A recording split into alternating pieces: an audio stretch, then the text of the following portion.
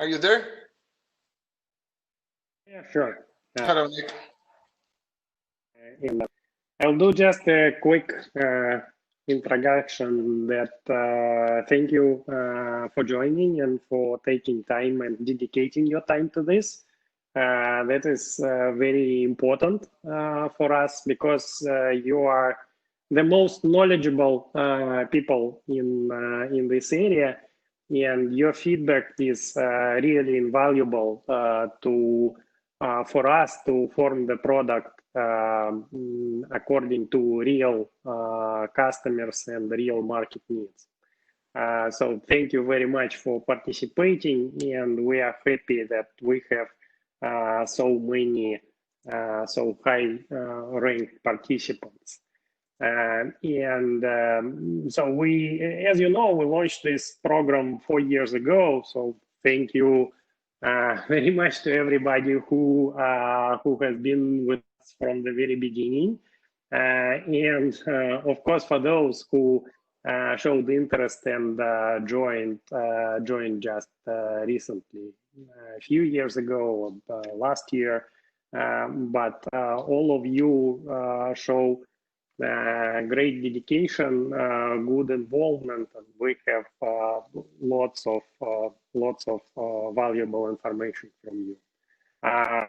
And as you know, we released last year and earlier this year version 17 of Remote Application Server and version 17.1 with quite a number of, we think, following your advices, reasonable and good features with session pre-launch, granular admin permissions, and we introduced the web console in a very limited scope. But we are going forward, and today we will be mostly talking about plans for version 18.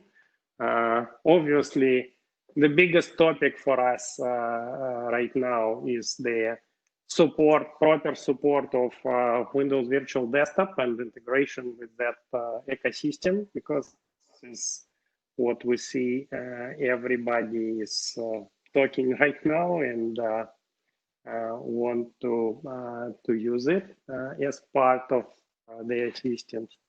But we have lots of other valuable features. We'll be talking today FS Logic support, new functionality for the web console, NDSH and VDI distribution,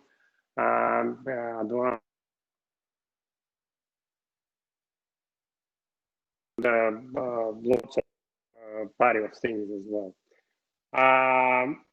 And I'd like to quickly remind you about the Parallels team that is driving the remote application server. And so the people who mostly communicate to you are program guys led by Christian Aquilina, and also we have Alexey Kutuzov and Eugene Karipanov who work together on all the features, on all communication, so gathering things and delivering those things, describing it to our engineering team, to developers and QA, how we should do those features, how they should happen in the product. And also today with us are Victor Hiss and Malcolm Madber, who work in sales engineering, talking day to day to customers. So we think about it as doing similar implementation job for customers like you do, but focused on a remote application server only. And of course, we have our engineering team led by Dmitry Yegorov, and also Paul Rafa, whom you know well, and Yin who are the founders of remote application server and the people behind the technology.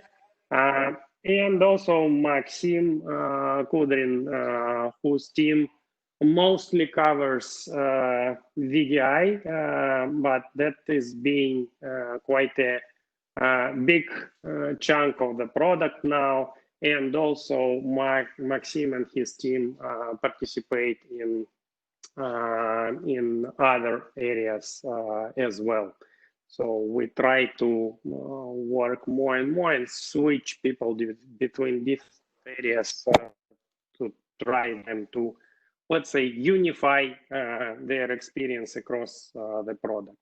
And thanks to our marketing team, Giorgio and Alex, we are actually having this event organized and talk.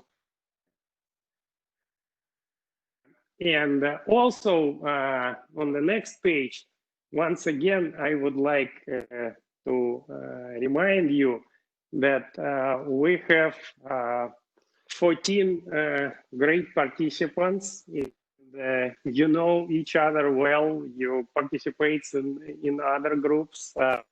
But thank you very much that you are here with us. And please, I would like to encourage you that if you have some other people, knowledgeable people to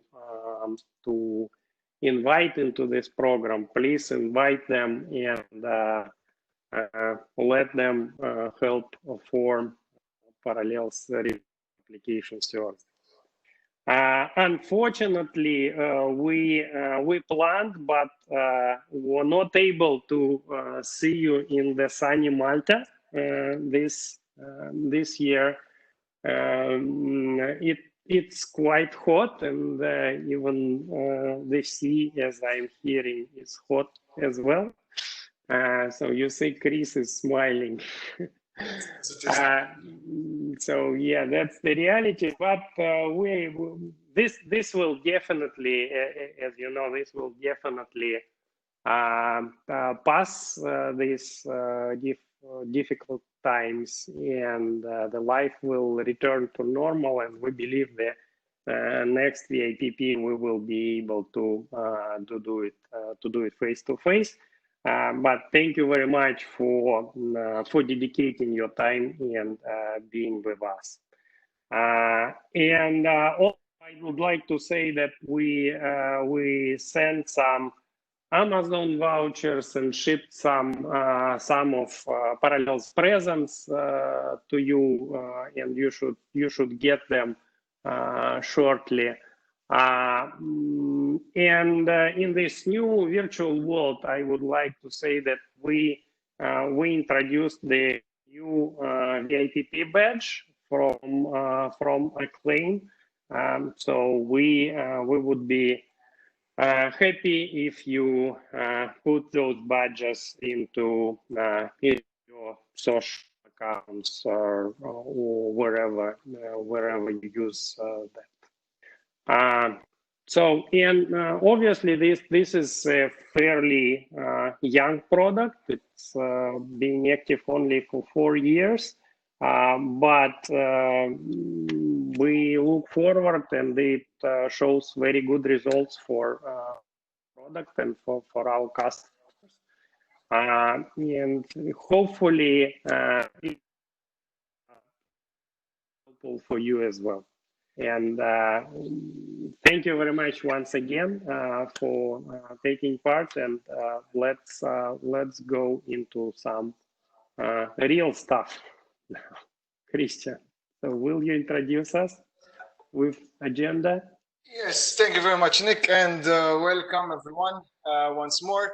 So yeah, we do have quite a packed agenda for today. We wanted to provide as much information as possible without making it too long. As you could see, many of the sessions here are 15-minute sessions. We're already running a bit behind, right? But we have some other sessions that would make up for it. We're starting off with just general updates from last year when we met in Seattle and generic updates with regards to the program itself. And then we'll go through the recent work from home response that we got from customers and maybe some learnings from that, looking at top features that were asked for as well, that will be delivered by Victor. Then we'll go to the star of today's presentation, which is RAS 18. So we'll go through the overview of the product and specifically going into detail on the top features, or we believe the top features that will shape RAS 18, which is obviously the Windows Virtual Desktop integration, FS Logic Profile containers. We will have a short break, and then we continue with image optimizations, with UX evaluator and advanced session details, the distribution to local storage, the web admin portal as well, see where it, how it evolved from the first release that we did last year. And then as a guest speaker as well, we will have Frank Berson, obviously talking about the MSIX Epitech and some RAS opportunities over there. We will end today's session with an overview of what's next after RAS 18. So that would be as a type of discussion. We will launch a short survey, a 5-minute survey, discuss the survey, very similar to what we did last year as well, and then we close off the session. Okay, in each session, we will have a Q&A section, but feel free to jump in at any time, or else also use the chat and QA boxes that we have from WebEx itself. So without further ado, let's quickly go through the VIPP program. So as Nick mentioned, it is nearly 4 years old, the program itself. And following last year, actually, when we sat down together and tried to identify how we can improve the program, there were lots of points that I could say we have managed to checkbox. And I'm very happy to report that, yes, in terms of communication, using both email and Slack has seemed more fruitful. So we'll continue doing that. We have seen specific increases in your activities on social media, on Twitter, on LinkedIn. I'm mentioning this here with respect to releases, because this was a topic that we mentioned last time, that everyone is in sync, right, when the release is happening, so that we can also advise and notify our followings accordingly. Always great attendance for the quarterly updates and the summits, of course, even if, as we're seeing today, it's a bit of a different format. Feedbacks are very important, and thank you very much for those. This is something that we're very grateful for. Lots of follow-ups after we do have quarterly updates. And there is also lots of assistance from your side when we talk about features. Sometimes we do reach out, maybe one-to-one, to some of you and talk about specific functionality and how you would see that as from your vision. And overall technical awareness and general contribution as well is very important. And we have been notified where there are customers that are after certain support, you know, or they have some queries. You are ready to jump in there, right, and support these customers as well. Areas that we might need to look for in the coming years or the coming release as well. Just keep in mind, obviously, the VIPP Gazette. This is a collection of resources that you can make available from your blogs, but also then notify Giorgio, notify Alex, Hunter, or Sonia with these articles, so that we can also put these on our website, this VIPP Gazette, so we can also drive more traffic there.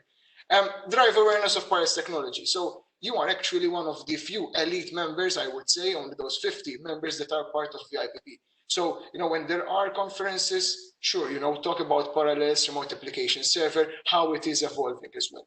And finally, and this is something that I'm sure that it's only because of time, you know, I know everyone is busy about, you know, with customer requests, even more so than before. But, you know, feel free to participate in the private or public reviews.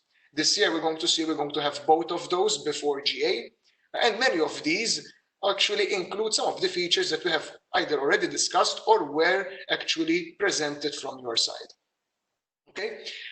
As last year, we will open the VIPP program for other individuals to join in. We already have 2 prospects. Okay. We're opening 4 applications September and then closing this in December this year. We'll send an email, an internal email notification, right? And then we public announce the VIPP members for the coming year. What I want to make sure is as well, and this also for the current members, we plan to do an onboarding and training session for the new members. If you feel that you want to join to refresh the memory, go through remote application server in more detail from a technical perspective, feel free as well to join. That will be in sometime in the beginning of next year. Okay.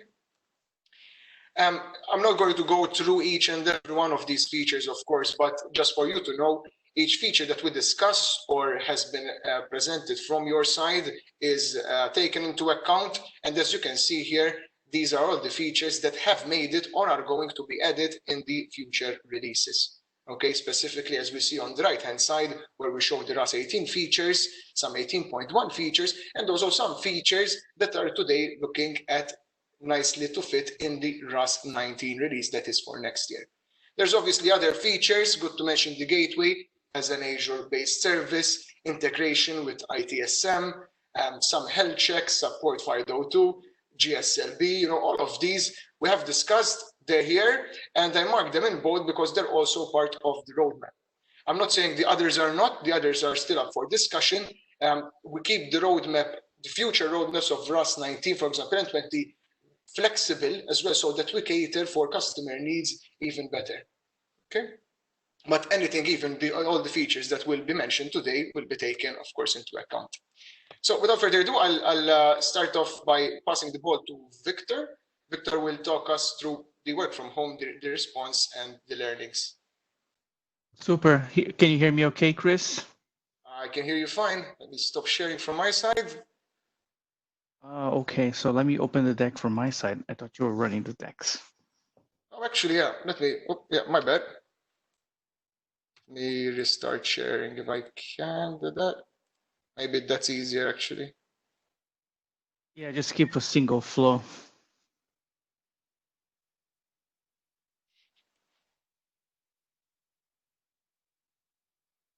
So perfect. On the working from home and the response we have done for COVID, I'm not going to spend a lot of time, but I wanted to highlight a few things that we have done to ease for our customer base and new customers in the beginning of the pandemic, and of course, what is becoming the true year of the VDI, I guess, right? Everybody now working from home, really taking this super serious and pushing much harder than ever.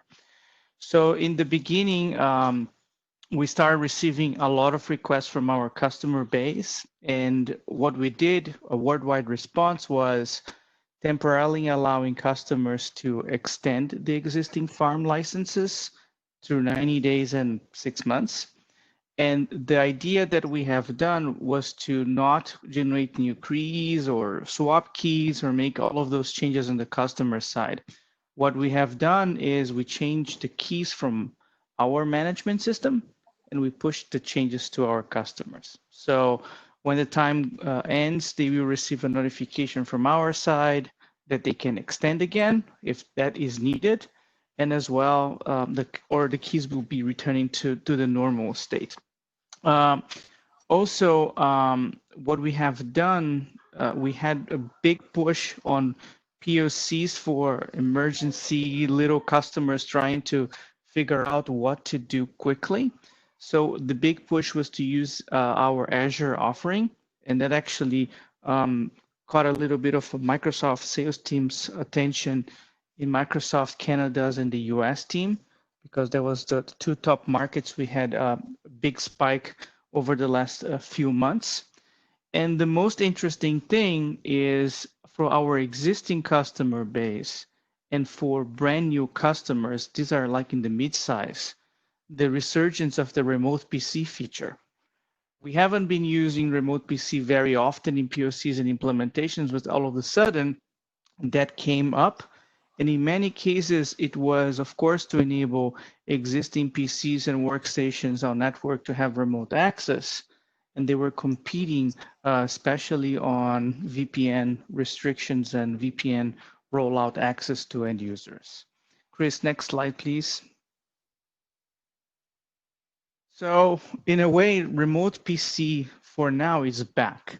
At least, how we see it from, the recent projects we have done. And the way that we have addressed we took a couple of approaches. One of them is to using what we called a remote PC pools, which means is almost like a VDI approach without provisioning, of course, connecting to existing PCs in a pool. There can be physical or sometimes virtual.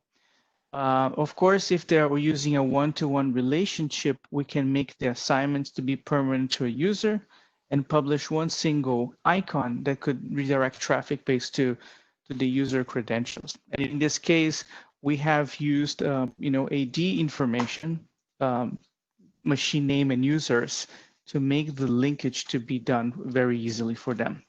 And of course, if they wanted to go simple just from the beginning, they could use our static publishing, and that would be using the MAC addresses on their networks. Where we saw the use, a lot of SMBs, and they were between 15 concurrent users to 100 concurrent users. And they wanted to do that very quickly. And the biggest complaints that we heard is we have no knowledge on how to do VDI. We don't have enough people who knows how to do VDI. And third is we have VPN, but the VPN bandwidth is being limited, and we cannot allow 100 users now connecting, consuming so much bandwidth. So there was like more using remote PCs as a managed to control their bandwidth. So basically, the idea was to promote the feature again and quickly to do that. And the last one was people didn't know how to deploy things on Azure, AWS, or even think about multi-cloud. So easy to use, existing resources, no need to create templates in this case, and the response was actually pretty fast, which also caused POCs to go faster because we didn't have to show templating or creating templates. It was just connecting the agents and having that up and running for the end users. Next one, Chris. So on top of remote PC, what other features we saw a big spike? Of course, one of them was related to be SAML, which we have introduced last year. A lot of people were concerned about security, and they were using Microsoft Active Directory, Azure Active Directory, and Okta. So we connected them using SAML. For the existing customers, not new customers, that needed to jump in a VDI quickly, they start pushing harder on the auto-scaling features for RDSH and for Windows 10. And most recently, this started to happen the last couple of weeks. One of our partners, which is Scale Computing, started to come more often with larger opportunities for us to work with them in the education business. Like school districts, now they have a little bit more of time to prepare for the next school year, what they will do in terms of an affordable technology to promote VDI or application publishing for them. Then we have security, which is related to SAML, but in this case, it's security related to TLS and as well MFA, cheap options using Google Authenticator or Microsoft Authenticator on their phones. And on the bandwidth side, directly or indirectly, the policy controls for bandwidth because of, they didn't have enough time or bandwidth to be added to their existing infrastructure. So that's where we show them how policies work, how much bandwidth can be limited without compromising quality and such. And lastly, because we haven't mentioned the remote PC, but I won't talk about that one again. So next one, please, Chris. And this story here came from one of our customers in Germany during the pandemic. We actually flipped their environment to run with remote PCs in a very fast way. So we brought 1,000 remote PCs to running together for them to have access to existing workstations in their business. So this is one new addition in our success stories related to working from home, thinking different ways, or even leveraging older features that we haven't been using for a while. Next one, I think it's my last one. So that's what I wanted to quickly show in this very little time we had today. Thank you, Victor. Yeah, interesting stats and interesting to see even certain features coming back to life. And also interesting to see what the future holds. I mean, is it the new norm now, working from home? Is it a mixed setup? You know, is it back to the office? So that's something that many organizations actually are looking at different options today. Yeah, yeah. Thank you. Thank you very much. Yes, let's go through the Parallels RAS 18 story that we have for you today. And here, the idea of the slide is to give you an overview of all the core features, right? This is by no means a list of all the features in RAS 18, but the main features. And the top part of this slide are the features that we'll be actually discussing in more detail. So I just quickly skim through these. The unified Windows Virtual Desktop integration. Our aim here, as the title suggests, is to provide both a unified admin experience and also a unified user's experience. So from the admin side, able to configure, manage, maintain WVD environments, similar to how they're used to maintaining, their on-premises environments, maybe coming from Microsoft Hyper-V or VMware or Scale Computing or Nutanix. And from the end user side, it's the ability to show WVD resources and non-WVD resources in the same, if you may, app store. So from the same Parallels client. We'll be talking about the FS Logix profile containers in more detail as the preferred way moving forward from user profile disks. Automated image optimizations, we know that there's various tools out there, separate tools as well, that many customers use to prepare their master, their golden image, their template to be able to host applications and go to production with. But what we wanted to do is to build on our simplicity pillar. So what we did is we built in an automated image optimization tool with over 100 different settings that can be configured, and one can also bring in their own custom scripts there. So we optimize the image before going to pilot, maybe before going to production. We are putting out there, introducing UX Evaluator. So this is one of the new metrics, part of the session management details, along with a ton of other session details that we are adding. We understand user experience is key, and we wanted to provide a quantitative and indicative way of how user session is perceived.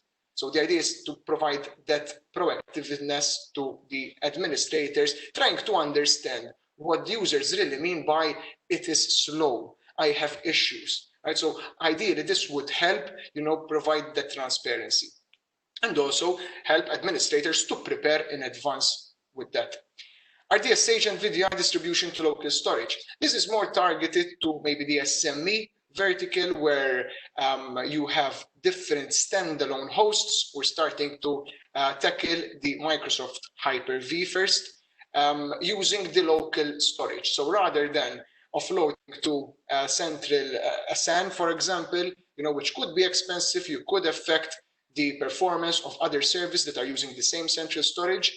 While you already have a local storage and maybe it's cheaper, it's faster, it's local to that host, why not use that storage? So we are adding the ability there to create a template and automatically distribute this template to different hosts and create clones on these hosts separately. So we're providing that management ability. So even if you want to update the image itself, we'll do that cycle again. And finally, what we'll be going through is the web admin portal, of course. So this is the successor of the RAS help desk tool that was introduced in version 17.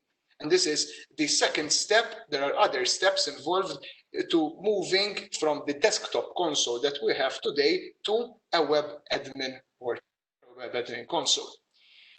Very important to mention is the accelerated file retrieval. And we had various projects in the past where we did find an issue when you do drive redirection and then you try to retrieve and enumerate the local files from the published application or the published resource.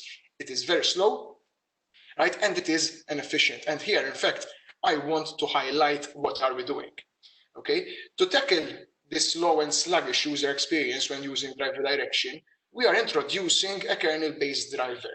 So the idea is to help definitely in terms of speed, and also this will inevitably help over poor networks, stability over poor networks. So how we're going to do this is two-way. With the kernel-based driver, we are able to retrieve all these files in one go, rather than going back and forth, retrieving file by file, something that our native RDP would do, and also edit a caching mechanism on the workload hosts, on the RD session hosts, on the VDI, or the WVD multi-session or single-session hosts. The initial tests are very, very promising. We tested from a local machine to a local infrastructure with over 5,000 files, and we did various runs. And here are some stats on that. So the first run using normal standard RDP and RAS without obviously caching enabled took 12 seconds to have all these files and folders enumerated. The second run, it took a bit less. With using RAS 18, the first run took 2 seconds only. So at this point, we weren't even using caching. It's using the ability to retrieve all the files in one go. The second run then is what makes it even more impressive. It took less than a second. So we are seeing that there's a huge benefit for with respect to users' experience, again, making that application or desktop look and feel as if it's running locally. And we know for a fact that customers do appreciate this, because we had proof of concept in the past where it was highlighted how slow using the driver direction defined enumeration through RDP really is. Moving forward, special folder direction, you all know what that is. Of course, making it easier to have the special folders link with map to the local special folders. We're going to introduce the bookmark capability, or rather the direct app access. So today you can specify, even if you're running, you're using a third-party portal, you specify the Parallels RAS environment. But what we wanted to add is ability to specify as well the published resource coming from RAS. So third-party app portals, say My Apps, from Microsoft, you see all your Office applications, and also resources coming from a RAS environment is now possible because of the direct access to these resources. We're calling it bookmarks because obviously at that point you can also bookmark your published resource in web, and you can, as a user, directly access this. CPU load balancing management, this is not new, but we're improving this and also providing its dedicated management pane, where we change dynamically the CPU priorities of the processes that consume over a certain threshold. So the idea is to keep the user experience consistent in the same session, or when you have different sessions as well, or what are called the noisy neighbors. Multiple HALBs and advanced management. So today we have a limitation of only a group of HALB with one virtual IP, one virtual server can be used in a site. So it will load balance to the gateways. What we'll be adding here is multiple instances, multiple virtual servers that could be used in the same site. So imagine a scenario where you have different gateways for internal and external, or different offices distributed, and you want to also keep the load balancing there. You can add as many now as required. The advanced management is gives the administrator ability, rather than to manually go onto the Linux appliance that we have and do the changes there, with the issues of upgrades losing maybe that predefined configuration, we are exposing those as well from the console. So we are investing a bit more on that, out of the box load balancer that we provide. Victor mentioned the SAML, one of the features that was used. Yes, this is one of the features actually that was only released last December that we're seeing a lot of customers using. And what we're going to do is that we are going to extend the functionality, because today SAML usage is done through HTML5 client portal using just HTML5 for the RDP rendering, or using the native Windows client, Parallels client for Windows. But we are extending this with ability to also launch using HTML5 portal and using Mac OS client, or directly initiating the SAML authentication through the clients. So you have the Windows client, you have the Mac client, you don't need to go to the portal, to the HTML5 portal, and you are redirected accordingly. Both IDP initiated and SP initiated are still supported, of course. HTML5 auto logon, this maybe ties in with the bookmarks. Definitely needed when we're talking about the bookmarks, when you put in your credentials and you are able to save those credentials and auto log on the user. So this provides that single sign-on experience, a better user's experience. So we are focusing quite a lot in users' experience in this release. Custom security verification methods, specifically for Radius. So you have the ability to custom the verification methods like phone, SMS, email. The administrator can make these available from the RAS console so that the user would be able to choose what method they want to use for their security verification. And these are customizable. So for example, for Duo, you need a special character to go to SMS or to use phone. These are customized, are done, are configured from the administrator side and presented to the end user. We'll also be providing more optimization when customers are using third-party load balancers. Okay, we're making sure that if you use something like VIPP, Azure load balancer, AWS load balancer, we're also making sure that UDP is used where possible, of course, so that we distribute the UDP packets not on the next gateway, but on all available gateways. Again, to prove a better user's experience. RDSH and VDI power management, this is time-based scheduling to power on or power off specific machines. So this does not replace the session pre-launch that we have.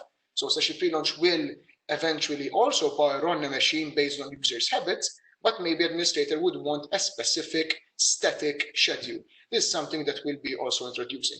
The ones marked here in asterisks are the ones that are targeted not necessarily for the first release of 18, but a couple of months later for 18.1. We're also adding high available Radius servers. So you could have active between different Radius servers or active passive for fallback if using Radius as multi-factor authentication. And we're also extending the session pre-launch for Parallels clients. So today, this functionality is predominantly on the Windows client. We'll be also adding the macOS, the Linux, and the mobile clients ability to also carry out this session pre-launch with both basic and AI-based as we have. So we're looking at those user habits and launch the session accordingly. Also adding the remote effects USB redirection that's based on client policies. So if you do require to set a specific policy on or a specific registry on the endpoint device, but the endpoint device is not managed. So we heard this from service providers. How can we make sure that remote effects USB redirection is actually enabled? So we're putting the right policy that will change that registry accordingly for unmanaged devices.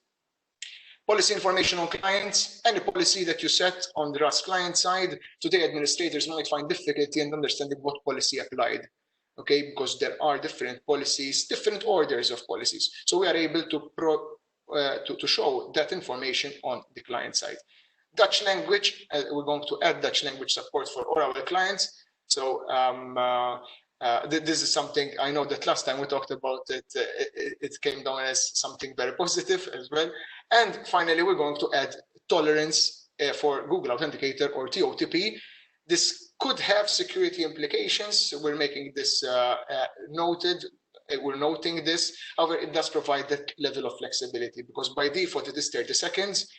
Administrators would have the ability to say, okay, I want to add 30 seconds before and 30 seconds after for a total of 1 minute and 30 seconds. For those users that would want to use maybe the older passcode that will also allow them to access. Again, this is a bit tricky in terms of security, but it does provide that level of flexibility. So it's up to the organization as well to set that accordingly. In general, there will be performance improvements on all clients. We're updating our RDP libraries, especially with respect to HTML5. So I'm looking forward once we complete the improvements in HTML5 as well. Maybe we could run some tests. Benny, this one is for you. Using Rex Analyzer, maybe to check out the performance differences as well that we are adding in RAS 18. And with finally, scalability, right? We're seeing more and more usage of VDI and the VDI capability within the product. So even when we're using RD session hosts, but are coming from a template, a golden image, we're still using those VDI capabilities. So we want to make sure that number of VDI instances in the same site can go up easily to 2,000. It's not just about the scalability of it, but the management of 2,000 VDI sessions. How can we improve that management? And we also have already deployments and scalability of 5,000 RD session host sessions or multi-user sessions now, I can say, in the same site. All right. I'm not going to go through each and every one of these. These are the other features I'm putting this year for you to have this on for your usual per usual. On the VDI side, we will have the ability to add a default power state, so you can create an X number of machines, but keep them powered off. This could be very helpful in cloud deployments, along with MAC address pool management, especially when we're talking about Hyper-V clusters. And you want to move one machine to the other, so this will help with that. On the monitoring side, we'll be updating Grafana and also updating the visualizations. So new dashboards there, making it easier for customers to monitor their services. SAML, we'll continue to build on SAML. We will add a wizard and the validation on the SAML configuration, because SAML in itself can be quite complex, and we want our customers to continue trusting RAS as a simple and easy to use solution. We'll also have exclusion on the session pre-launch to exclude certain applications. We'll be also supporting Twain on macOS Catalina, which would be quite new for the market. And obviously, all the features that we mentioned would apply as well on the mobile clients. Okay, so as we see here, the focus is on the desktop as a service, the Windows Virtual Desktop, the user profiles, the SFS logics, the scalability of the software, the user's experience, very important, and finally the management. So because this is one of the differentiating factors of RAS. With that, of course, there will be some deprecated features. So from a PowerShell point of view, we heard your feedback. We'll be changing the PS admin module to RAS admin, especially for those of you who use multiple scripts, multiple vendors. This will be easier to identify, and also we'll be adding RAS prefix in front of each commandlet. We talked about this last time as well. From a VDI point of view, standalone VDI agent appliance will be deprecated, Citrix hypervisor will be deprecated, and ChemoKVM will also be deprecated. This gives us room to push towards supporting the latest and greatest cloud providers and hypervisors that are actually more widespread and more used in the market. From application containerization, we removed the built-in Turbo.NET public repository integration. Of course, for Turbo.NET customers, they can continue to operate. Even for new customers, they can use Turbo.NET, but they have to have that set up separately. And Parallels client logically will be just supporting from Android 5 and above. With respect to timelines, so we're looking at having a longer beta period, and this is where as well your input would be very appreciated. We're looking at a private technical preview at around September timeframe, August-September timeframe. Then we go to the public technical preview. So automatically you are added as a private technical previewer as well, so that we will be able to share with you the latest binaries.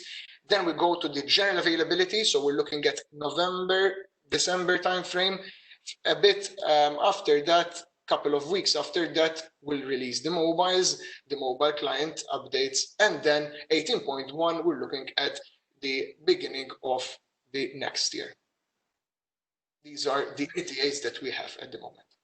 Christian, Yes. sorry to interrupt, but there are people who are trying to unmute themselves and they cannot. And since you're the host, I think you need to... I'm promoted as the host. Who cannot? There's Jenny, there's Esther, and I'm not sure if there's Freak as well. No. Yeah, Webster can unmute himself. Yeah, I can unmute myself now. I think Kristen was still having a problem, but I'm not sure. Kristen, I'm good. I'm good. You're good. You unmuted me a while back. Let's background. Alex Cooper, Benny Trish, Carl, Eric, Lester Flake, Ryan. Ryan, can you unmute?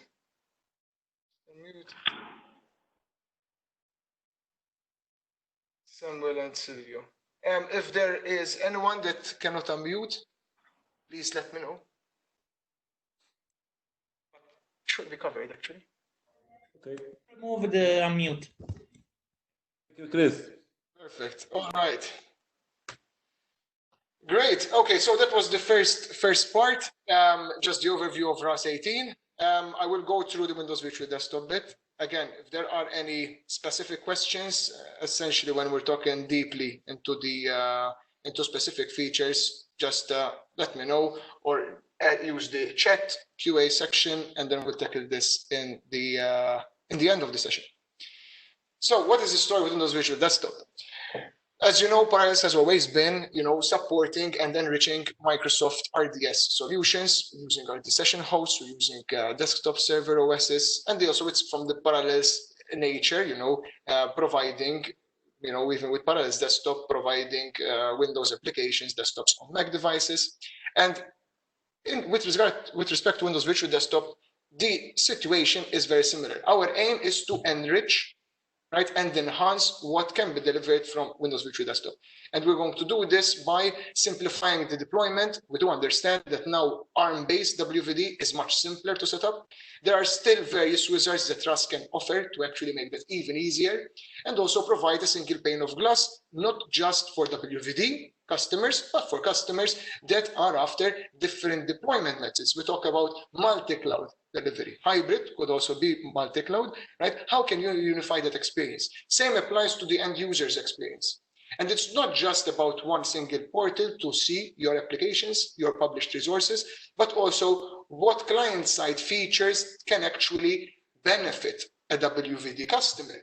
And there is a lot. We're talking about universal printing and scanning. We're talking about an AI-based session pre-launch.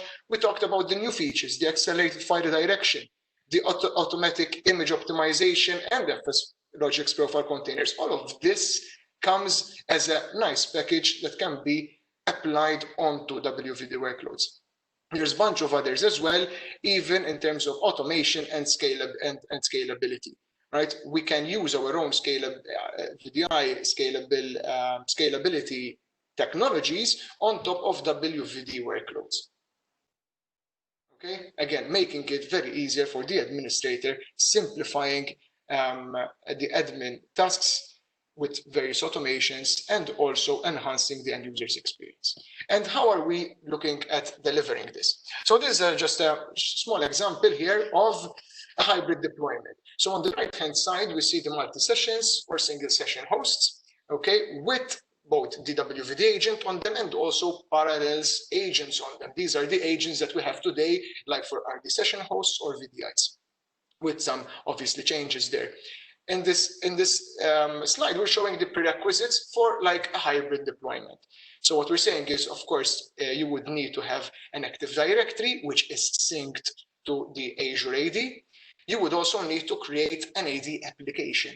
This is similar to how we're using today Azure as like a VDI platform where we choose a VM and provision clones from this machine all through this application using REST API. So as you can see here, we have that communication path from publishing agent to REST API.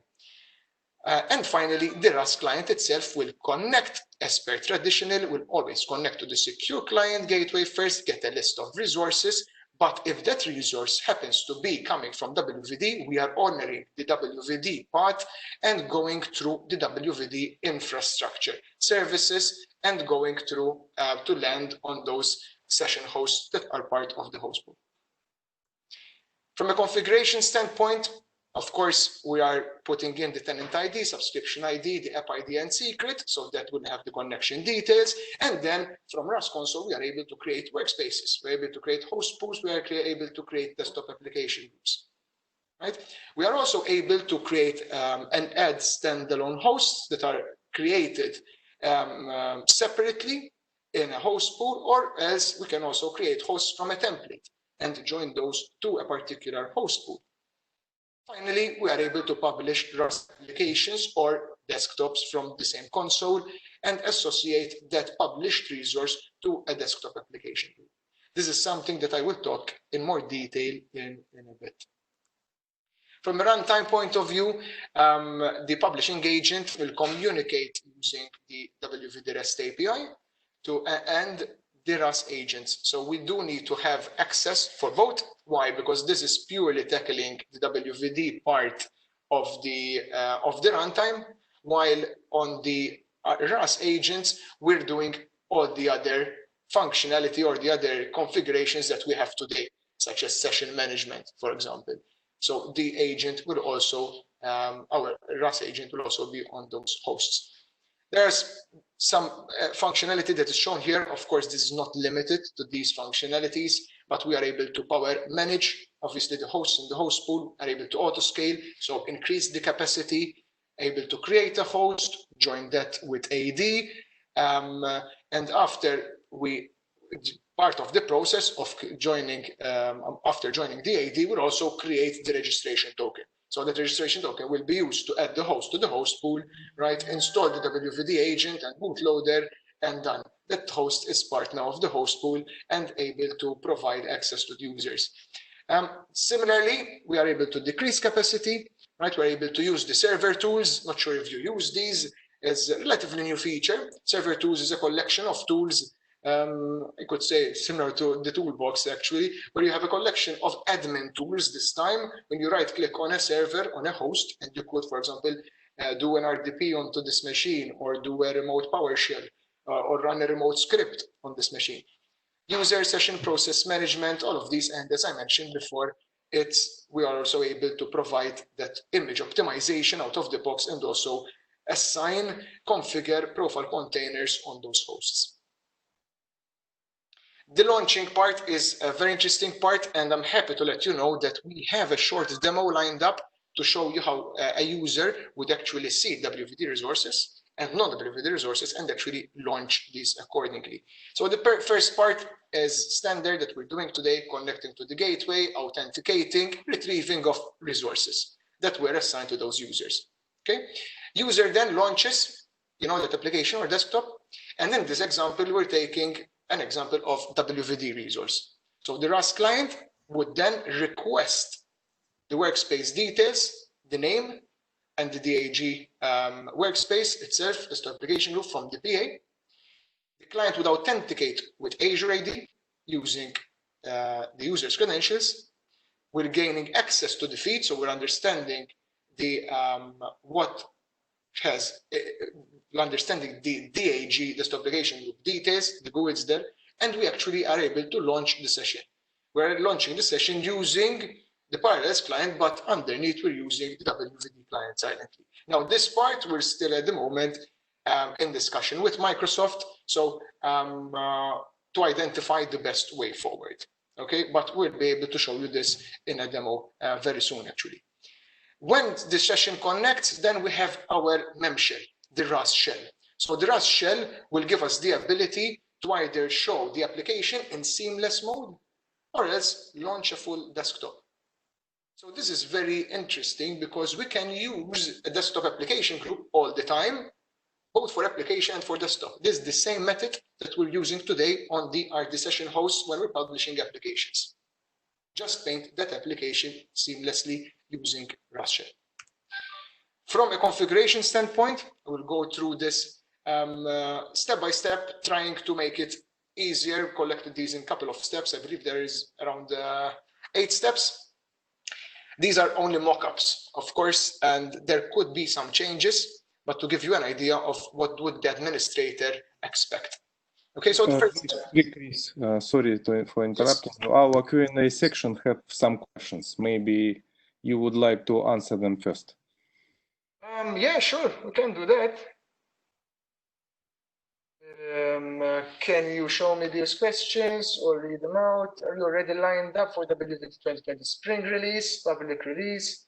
That's a good one. Yeah, we are actually in talking to Microsoft at the moment. We are not lined up there. right? We are accessing the ARM release, but it would be good to be also available in public preview. I mean, the conversations that we're having today with Microsoft are quite, I would say, productive in a way that we're getting feedback. So that's good. 24 release in regards to REST API integration. Esther, on this point, on the REST API. Yes. Well, you stated that you're using the REST API from WVD to communicate basically with their backplane. Correct. So I was just wondering, because they did release and they are focusing everything on the 2020 spring release that's in public preview now. Correct. If you already adapted to those REST APIs, or if you're still using basically the non-ARM version APIs. Good question, Esther. Yes, so we have completely adapted to ARM-based. So it is all ARM-based because we understand that is the future. So for us, we took a decision. It was pretty useless to focus on non-ARM. So every effort, whatever we discussed here, is on ARM-based, including REST APIs. Okay, cool. Thanks. Perfect. Thank you. Yes, let's carry on. We do have a separate session on Q&A, but feel free, even if you want to jump in during the discussion, feel free. That's why we're having such a meeting as well. So what would the administrator expect? So that feature needs to be enabled, enable WVD management, and able to download the WVD agent and bootloader. So next time we actually deploy, add machines, we actually deploy this ourselves. We're obviously providing the ability to add the details, tenant ID, subscription, application ID. So there is that communication between RAS environment and Azure. Then we're able to add a workspace. So we're still trying to keep it as a structured manner. We do understand that today you have workspace, you have host pools, right, and application groups that are, there's no actual dependency relationship, right, and because they fall under the resource group. However, we're trying to guide the customers to like a step-by-step. And we're starting with the workspace here. And with the workspace, they are able to create a new workspace or select an existing one to be added to RAS. When we're creating a new workspace, you can choose a resource group and also create a resource group. After that, the wizard can also provide administrators with a flow to now add host pools. So we have the provider, we have the workspace. Let's go ahead and create the host pool. And the host pool would obviously reside in the same location as a WVD object in the same location of the workspace. And similarly, they are able, an administrator is able to create or select an existing host pool. From a host pool point of view, we are providing the host pool load balancing configuration. Why? Because any WVD traffic is being sent to WVD. We are not doing the load balancing ourselves here. So that is important. We're looking at WVD as like this cloud service, and also to be in line with Microsoft support. We mentioned this, last time. We talked, we communicated with Microsoft. Can we actually just deploy our agents, even pushing everything on the cloud, on Azure from our side? This was the best method to ensure support. Host pool type, pooled or personal, but first, I'm not going to go into the detail on the WVD part, but here we're showing the publishing type. So a host pool can be configured to publish either desktops or applications. For this release, this is not something that one can change from the properties later. So like host pool type, which cannot be changed. If it's pooled, it's pooled. If it's personal, it's personal. Same the publishing type. If it's desktop, it's desktop. If it's application, it's application as well. Service updates, validation. Obviously, if you want our host pool to be part of the validation environment, and then we go to the templates. How are you going to provision the host pool? Based on templates or based on standalones? So if you choose templates, then you are able to also choose from available templates or create new templates. You're also able to auto-scale. And if you want to auto-scale, then you are able to specify the minimum number of hosts in that host pool to be always available, maximum number of hosts in that host pool, and how are we going to add new hosts? Based on what threshold are we going to add new hosts? Okay, similarly, based on what threshold are we going to drain the session host, and remove host from group as well? There are other policies that would state that if for example, the host is not used after an X amount of time, could be 1 day, you want also to delete that host. That is also possible. What we have added new is the minimum number of hosts here, because the auto scaling was also part of our RD session hosts, and also the ability to override the size of the VMs of the hosts coming from the template. So each host pool, even once it is created, you could go to the properties and resize those VMs. So we're making it super easy, to scale up as well, not just scale out. Part of the host pool wizard, you are able to choose here the user profile. What technology are you using? So in that drop-down, actually, one would be able to find the FS logics and configure FS logics from there. If we're talking about standalone, then we just show a list of available VMs that are in Azure, depending on the rights that you provided, the RBAC rights, right, that you provided for that application, what VMs are listed there. Choose that VM, so we do that registration under the hood, and also add that to a host pool. And we can also optimize that host. And this is just a screenshot. We have a dedicated session for this. Of all the optimizations that are available, all those settings, Windows services, maybe the Windows Defender or exclusions that you want to set, or specific registries, all of those can be done on the standalone host pool wizard. Of course, if we're creating the template, the optimizations are done at the template level, right? So in this case, one would choose to create a template, choose a multi-session or single session, choose if it's custom or via Azure Gallery. So we're providing ability to choose as well from a predefined images. So maybe it would be faster from a proof of concept as well point of view, although we do believe that the majority of customers going to production would have their own customized dedicated image. And then we go through our traditional template configuration, including as well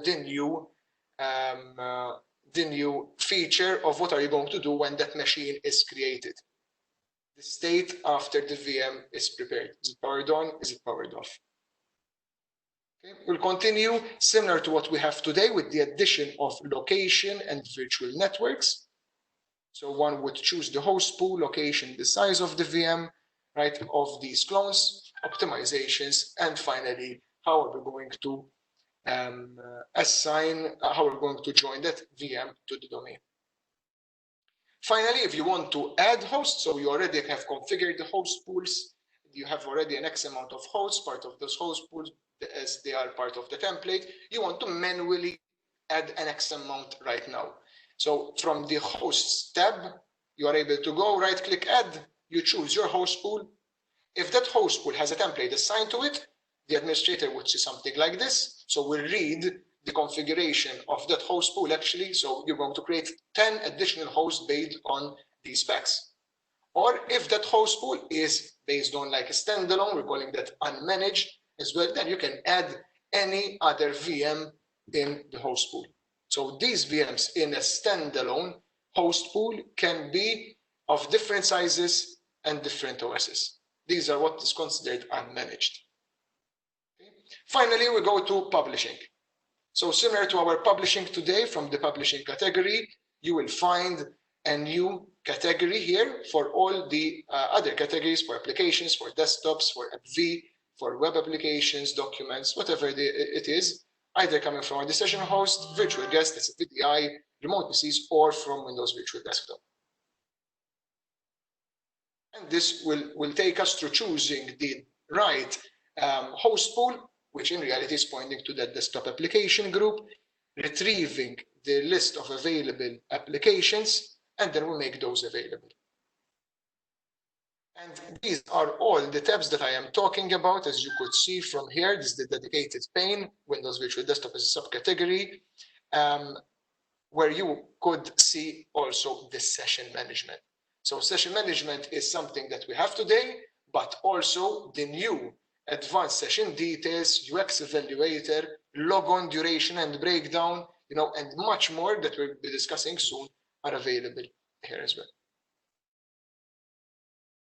Okay, so just to recap, we have provider, workspace, host pool, templates, host, scheduler, because that we inherit scheduler, to power on, power off, or drain certain hosts, and finally the session management, all in that single console. Last notes before jumping onto a demo of this. So we talked about different types of host pool, the personal and the pooled.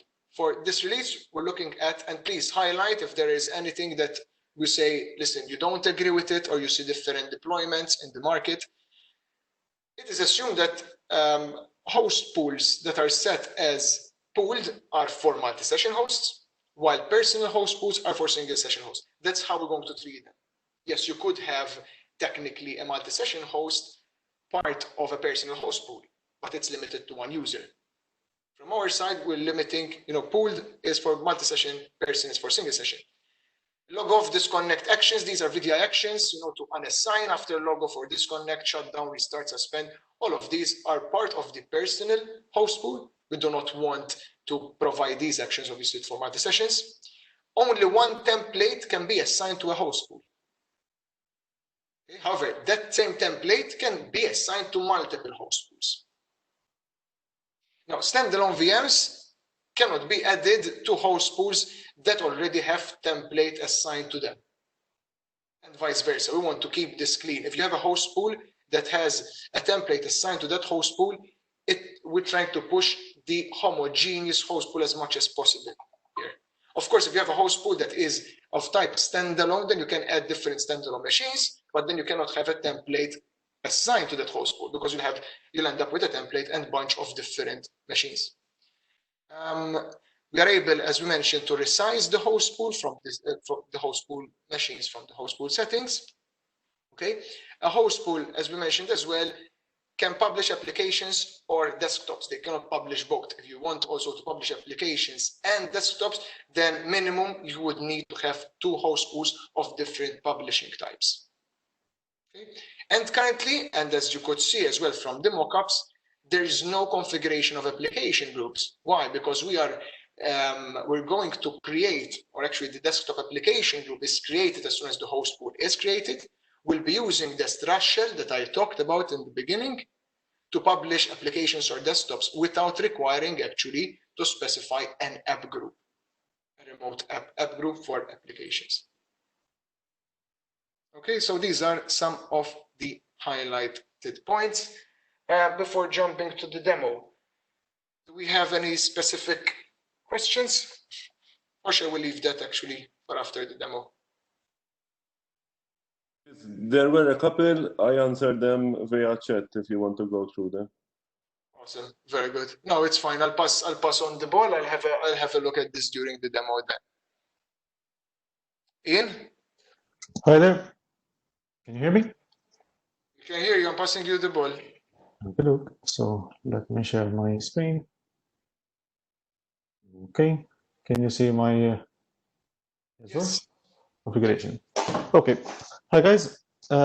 Before jumping into the demo of the client launching directly, I'd like to explain what has been configured from the WVD perspective, and then go to the demo. So, as Christian mentioned, we cannot share desktops and applications in the same host pool. So to be able to publish both desktops and applications, you need to create 2 different host pools. As you can see over here, host pool 1, and I have another host pool 2. Host pool 2 and host pool 1, I have 2 sessions, 2 session hosts, okay? And if you see the application group, you can see there's a desktop app group mentioned over here, but there are no applications. Identically, okay, I created a host pool 2, where in this case I've just assigned 1 session, 1 session host, and the application group, again, is just a desktop app group, and there are no applications, WVD applications assigned to it. Okay, as you can see, There are currently no sessions running. So basically that's all from a backend perspective. And this is the usual Windows client, right? I've configured this to connect to my environment. So at this point, all I did is that authenticated with user one, and I'm seeing the available resources through our RAS console configuration. It's over here. So basically, we have the same thing. So I have two folders. Some will be coming from WVD, and some of them will be on-premise. Okay, so present over here. And launch a WVD desktop.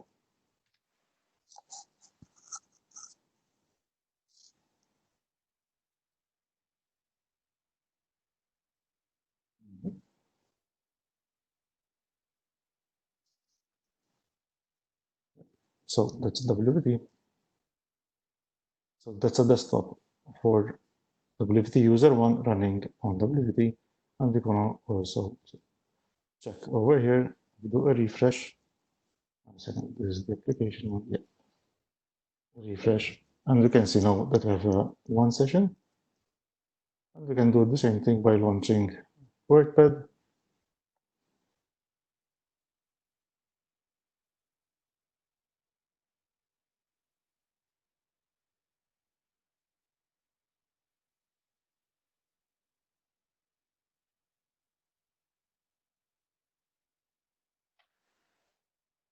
A bit longer.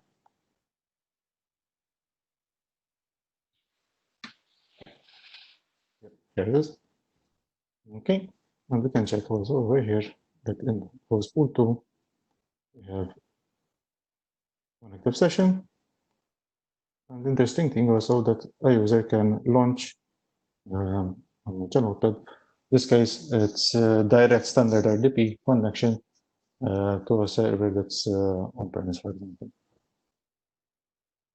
Environment really slow now, no?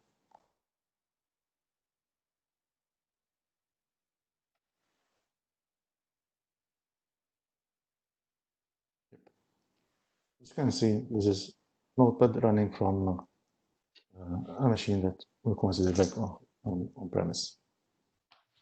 And of course, this works with multi-users, okay, so I can launch another WVD desktop. Twice.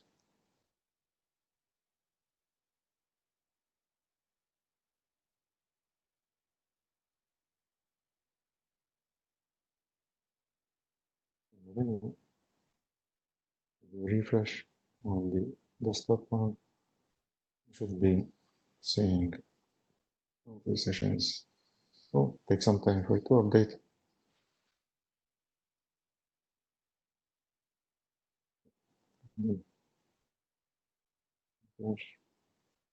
I launched it twice, a mistake. So as you can see, a user can launch resources both from the on-premise and even through WVT. That's all. Any questions?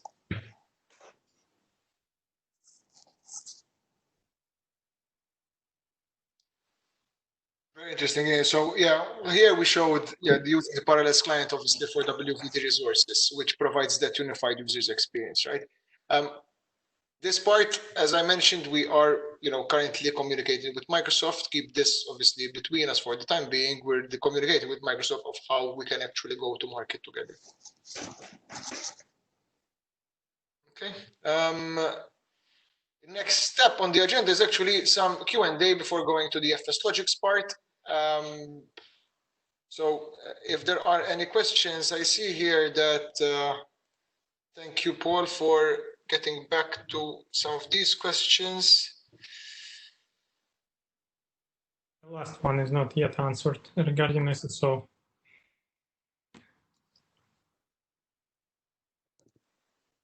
Okay, I see that. Okay, what happens to SSO if WVD starts to support Azure AD join WVD hosts in the future?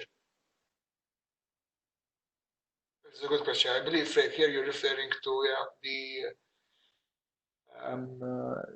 the direct joining of Azure AD without traditional. Correct. Yeah, correct. So right now, obviously, the video hosts are joined to a regular ADDS or Azure AD domain services. So when that changes and when Microsoft starts to support Azure AD join directly, including, for example, Intune management on top of it, how would that single sign-on then still work? Because right now I'm assuming that you're passing the AD credentials that are used in the REST client towards the WVD host. But that obviously changed when Microsoft starts to support AD joined WVD hosts. Pauline, can you answer that? I know that today we are retrieving the token from Azure AD, and as a prerequisite, yes, the users do have to be synced from the from the traditional AD to Azure AD. I think what we would need to do is to have Rust that its primary authentication method would be Azure then and not the traditional AD.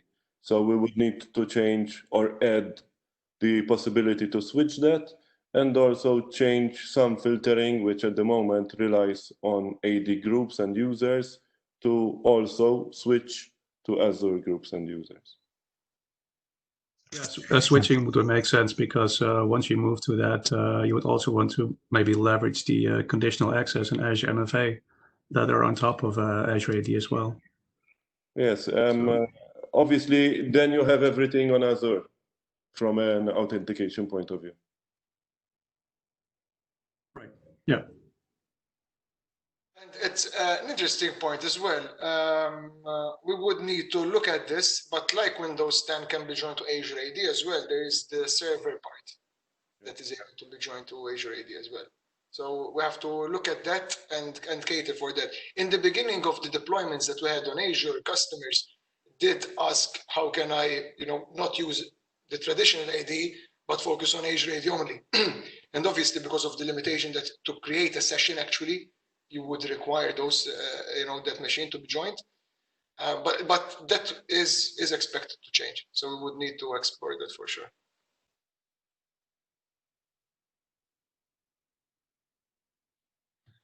Okay, very good. So moving forward, next session before the break. Eugene, you have the ball. Yeah. Hi, everyone. Nice to see all of you here today. And today I'm going to talk about FSLogic's containers integration. We're quite behind the schedule, so I'll try to speed up things. I think it's not necessary to talk to you regarding what is FSLogix in a nutshell. FSLogix became an industry standard even before it was acquired by Microsoft, and now, after the acquisition, everyone understands that this is the best way to go with user profiles if you don't want to buy anything extra. And we make FSLogix the preferred user profile solution in Rust as well. That's why we try to spend quite a lot of time into bringing all the possible FSLogix settings into our console, so that managing FSLogix through RAS will be simple and at the same time robust. That's the story of RAS. Yeah, simple and powerful.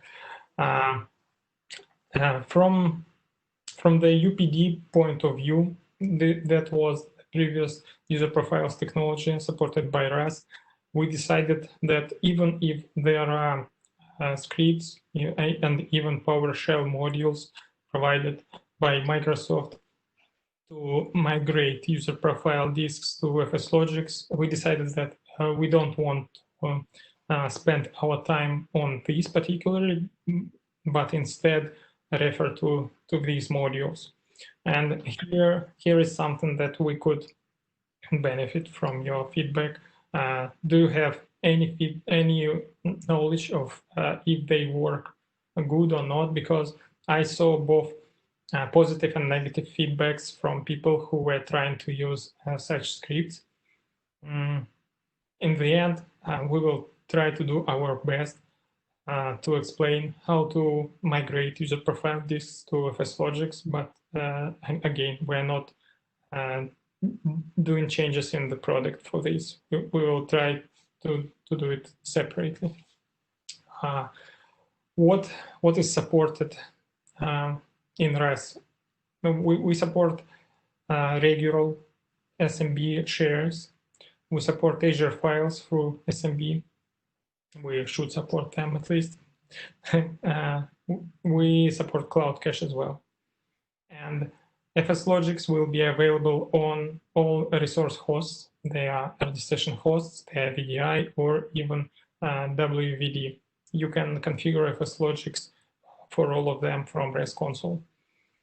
And the configuration can be done on an individual RD session host level, or a little bit higher on RD session group level, or VDI template level, or even a global configuration of FSLogix for whole site.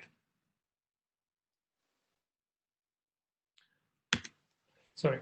At the same time, we know that there is a possibility to open a particular VHD user container through FSLogix configuration tool and do some changes, particularly inside this VHD. This is, I'm speaking about folder redirection settings mostly, because this is what you can change for the container. We are not going to implement this functionality, so we're going to stay on RD session host level configuration, not below, we're not diving to user level.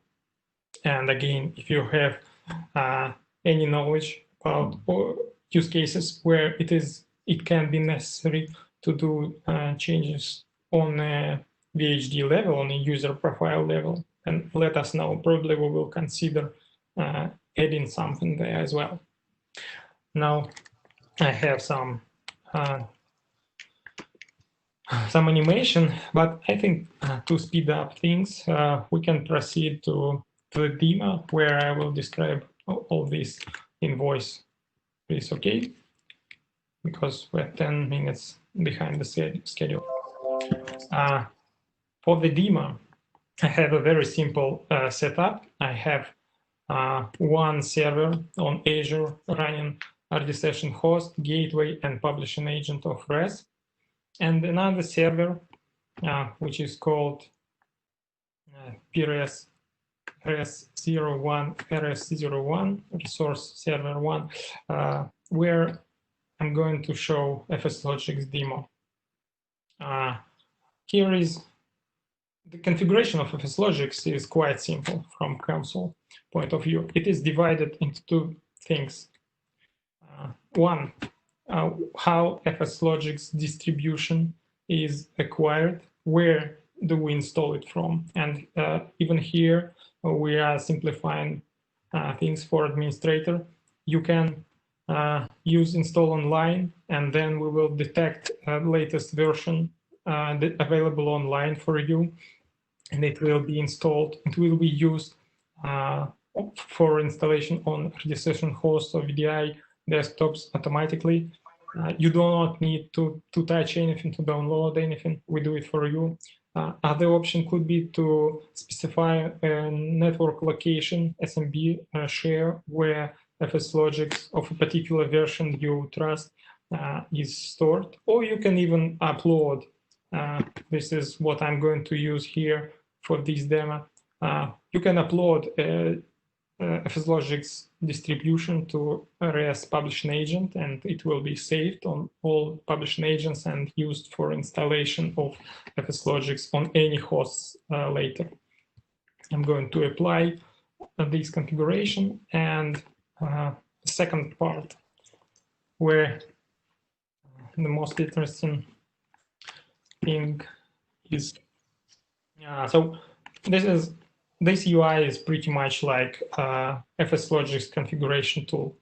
We do not want to invent anything, and it's actually good to have UI the same as people are used to if they had experience with FSLogix. You can define basic configurations of FSLogix location of the profile disks. Here is the server I use for this demo. Then a format, location type, and default size. Let's change it to something, I don't know, whatever, 31, something unique. We will see later in the demo that these settings are applied.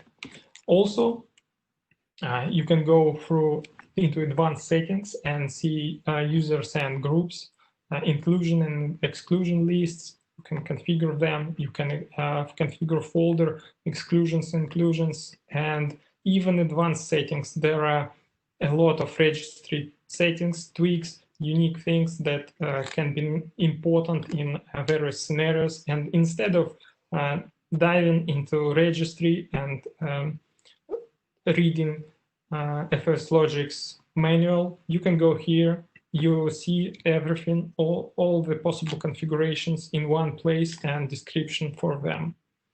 You can enable them and configure all from the same place. Okay, so we are good. Once I press apply, this configuration together with FSLogix distribution is delivered on the host. And now we're waiting for the host to be restarted. Why? Because Microsoft recommended us to do restart on every installation of FSLogix, uninstallation of FSLogix, and update of FSLogix. It is related to stability of profiles so that they're not corrupted in any way. Unfortunately, at this moment, we do not have status, but you would expect to see a status reboot pending. We do not want to touch server that is currently online. There could be sessions. We will just notify administrator that there is a reboot pending for this particular server before FSLogix configuration. FSLogix actually is installed and a configuration is applied. But let's reboot the host manually now. And while the host is being rebooting, we wait for remote desktop services to stop all the sessions the moment when sessions terminated. And then we install FSLogix. It takes a few seconds and let server do the rest of the reboot. It should take few seconds to restart. Let me check.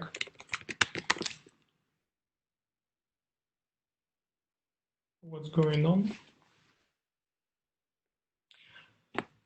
Once server is rebooted, yeah, it's been restarted. Great.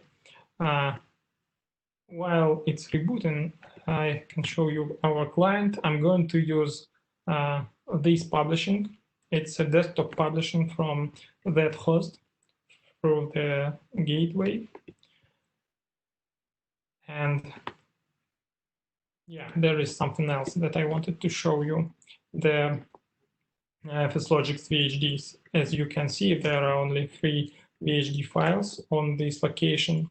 I'm going to use VIPP 03 user to access this publishing, and a profile will be created here automatically. Okay, agent is back online. We should be able to connect, and let's do that.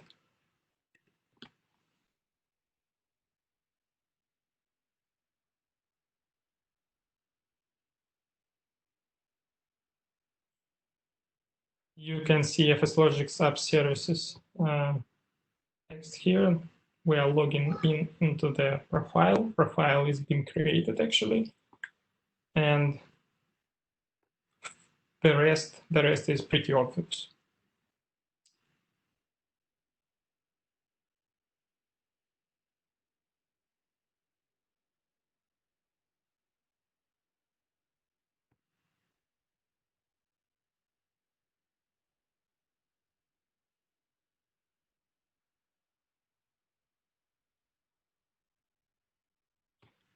called We're In. You can see a newly created profile. And also, nice thing, if you go to sessions, there is the session of this user. You can scroll a little bit and see the user profile. FSLogix technology is used here for this particular session. That's pretty much it. I believe you would agree that it was quite simple and at the same time quite powerful. Do we have any questions?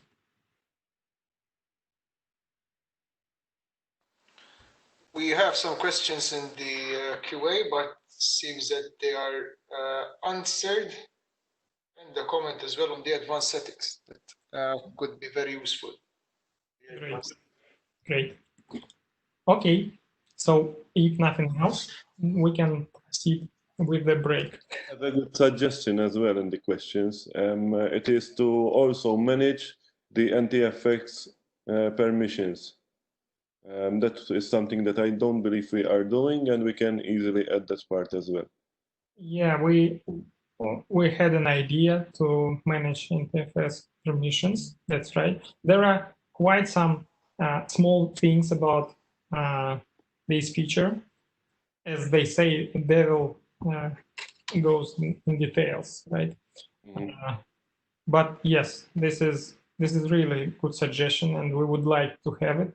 We didn't have time in this particular version, but we will keep an eye on this requirement and probably improve in next version, 18.1 or 19. Thank you for suggestion. Silvio says he cannot talk. Did you do it on purpose? I can manually unmute.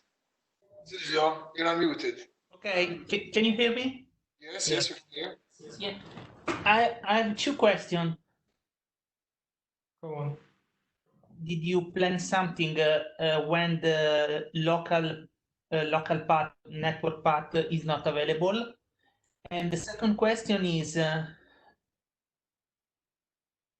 do you have an idea how to avoid the overlap between RAS configuration and GPO configuration? Because I can set the same configuration, so maybe you can show a message into RAS to say, hey, you already configured FSLogix here. Do not create a GPO to create issues. Mm-hmm. I got you. Basically, you are right. Collision is possible, although we override only settings that are configured from the console. If GPO comes and changes some other settings that are not managed by us, it should be fine.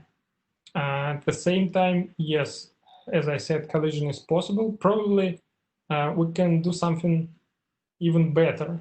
We can detect that GPO comes. Probably GPO could be created even before administrator configures FSLogix in REST console. Then it could be a good idea to detect such GPO and warn administrator. I got your point. It's a good question. Thanks, Silvio.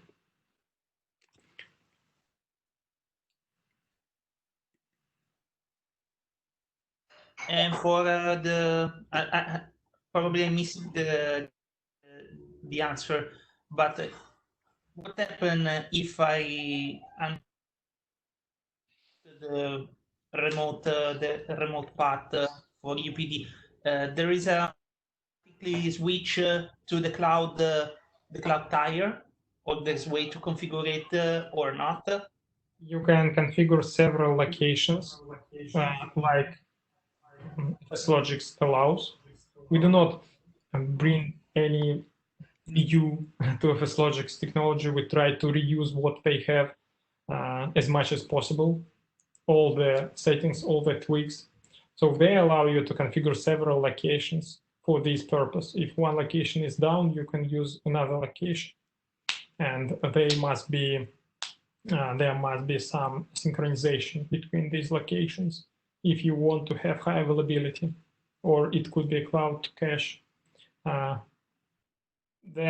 is possible. You can go to FSLogic settings and specify several locations. So I have only one, but if you have 2, 3, 4, I believe you will achieve what you want. Did I answer your question? More or less, because I'm asking the cloud type on Azure File Share. The Via GPO, this is possible. I mean, I can set the primary profile path, and if it's not available, I can move the connection to the cloud path without touch anything. Oh, yeah, those are configuration settings. You mean if local profile is not available? By local, I mean a local server profile. Then go with FSLogics, or if one SMB, local SMB share is not available, then you go to another. Exactly. Well, I think we don't have it, but does FSLogics allow doing such configuration? FSLogic allow this, and this is the reason why I'm asking, because this is the primary connection, and maybe into the additional settings you can add a secondary connection, just like RAS. I can set the primary connection as secondary connection. This in case the SMB location is not available. I want to move the FSLogic's profile to Azure.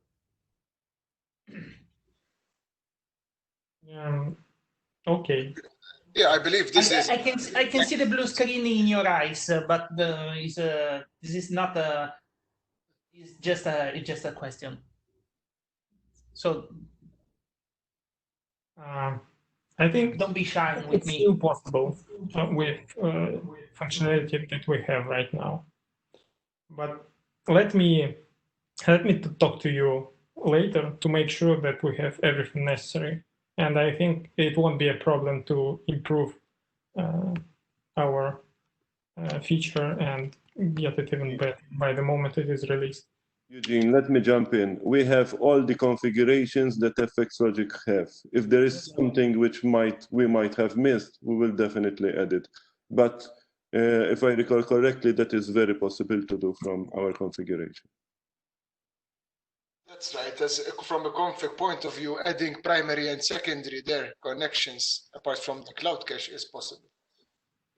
So, because I remember discussing this as well. Mm-hmm. All right, so Sylvia, I hope you answered your questions. Obviously, we'll have more time later on. Let's reconvene. We do have a break coming up. It's supposed to have started 15 minutes ago and stopping now, but we're shifting everything by 15 minutes. If you could be back here at 5:02, so in about 10 minutes, so that on at exactly half 6, we'll continue with the remaining sessions. A short break, and then we'll get back. We'll be here, so if there are further questions, we can also keep on the communication open.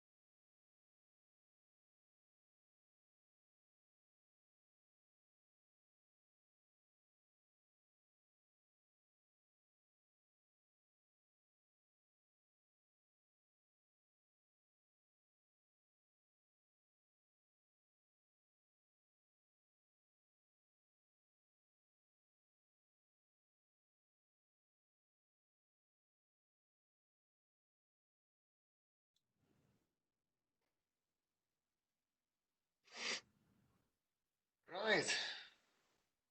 We had a nice short break there. We went through the first part of the session. Next up, we'll be looking at providing detail on the other, big features for RAS 18, and then we'll have as well Freak talking about the MSIX AppAttach integration. So I'll pass the ball to you, Alexei. Yeah, thank you. Can you hear me? Yes, we can hear you fine. Hi, everyone. So let me assign you the presenter role, and you could share your screen. So there we are. Okay, screen.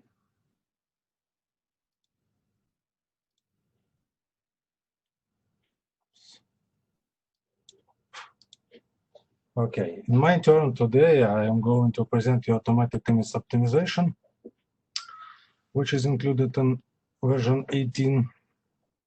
So as you know, image optimization is the key best practices when you are building virtual desktop environment.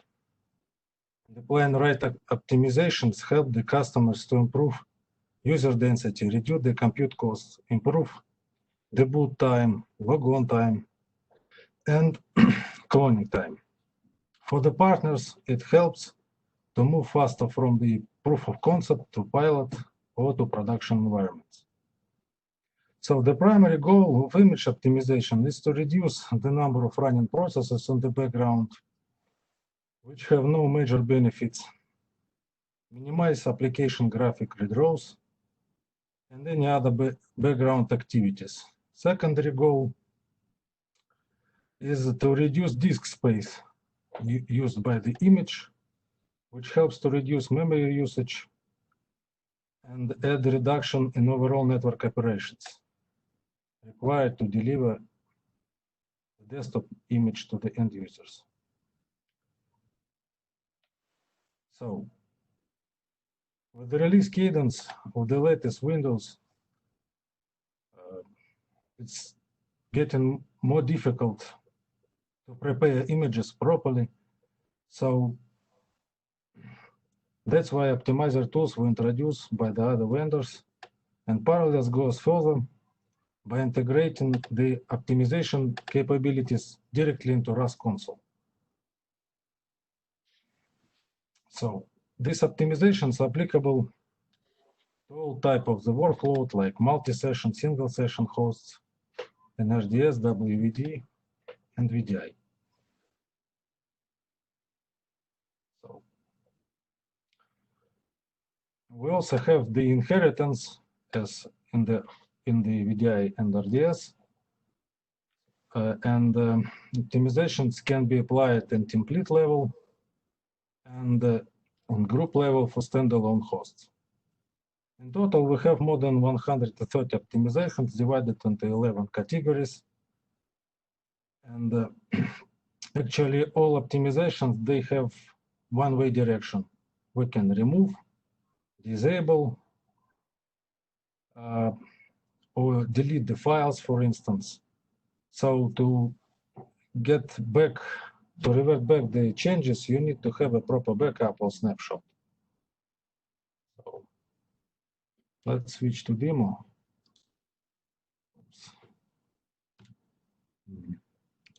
So as far as we're limited in time, I'm going to show you the recording that I did yesterday. So we have a tab, and by default, in this RAS farm, I use the manual optimization, and so for Defender, we can either turn it on and off, disable real-time protection, and make an exclusion for files and folders and even processes.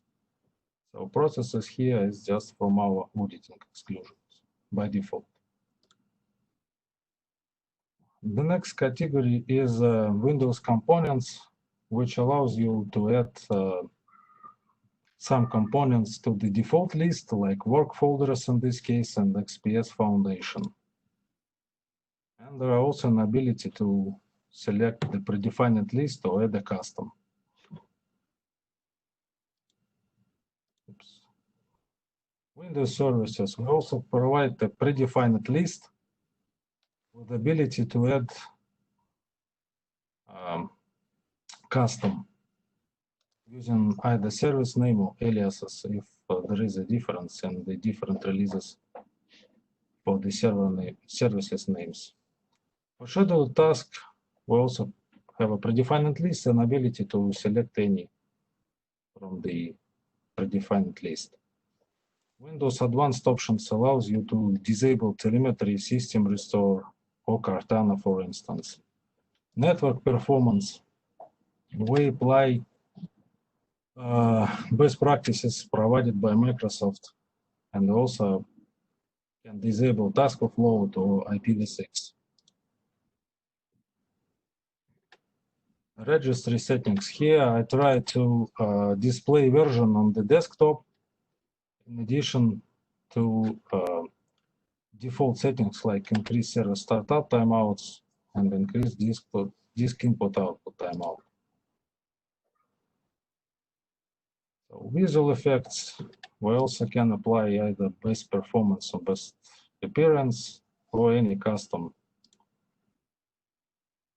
For disk cleanup, we allow to clean up side-by-side folder, remove redundant system files, and delete user profiles. And using custom script, we're able to execute any type of script using command line. So even if our predefined list of optimizations does not include specific type of optimizations, you can add it using custom script. So here I'm starting adding the standalone host. This is DS4 version 3 instance on Azure.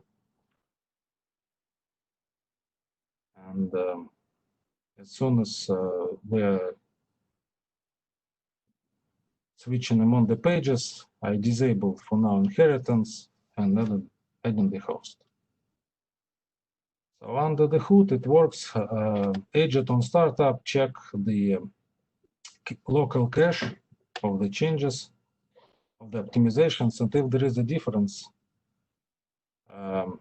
the next optimization routine get into the queue, and host will be drained.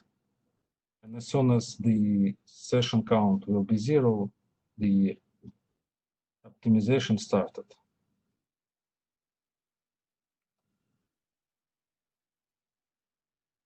So we're delivering the agent.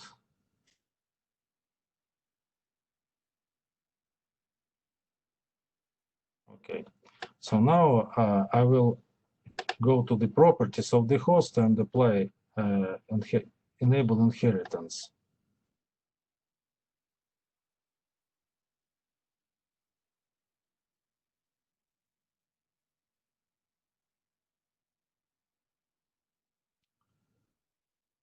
So as far as there is nobody on the host, on refresh, the status updated, optimization is in progress. And as soon as it's completed, host rebooted, and I'm trying to connect the first time using administrative account.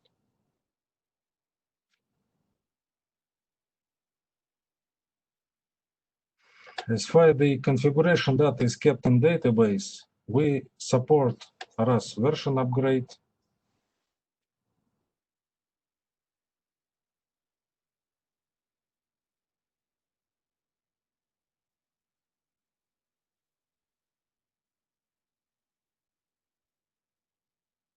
So here, actually, what I was checking, real-time protection is on, but this is due to Azure. I believe there is a policy over there. In my lab, the real-time protection was disabled successfully. And I also checked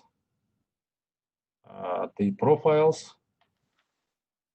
can see here that user profiles, local administrator profile was deleted successfully. And in the registry, here we can see that services pipe timeout increased to 3 minutes, as far as I remember. So actually, it's almost it.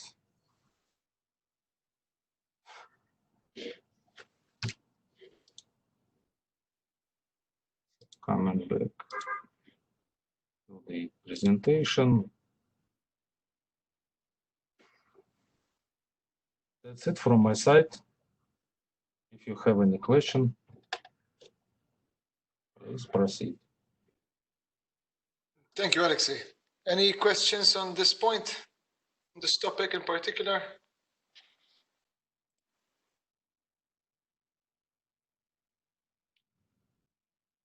All right, so let's proceed with the UX evaluator and advanced session details.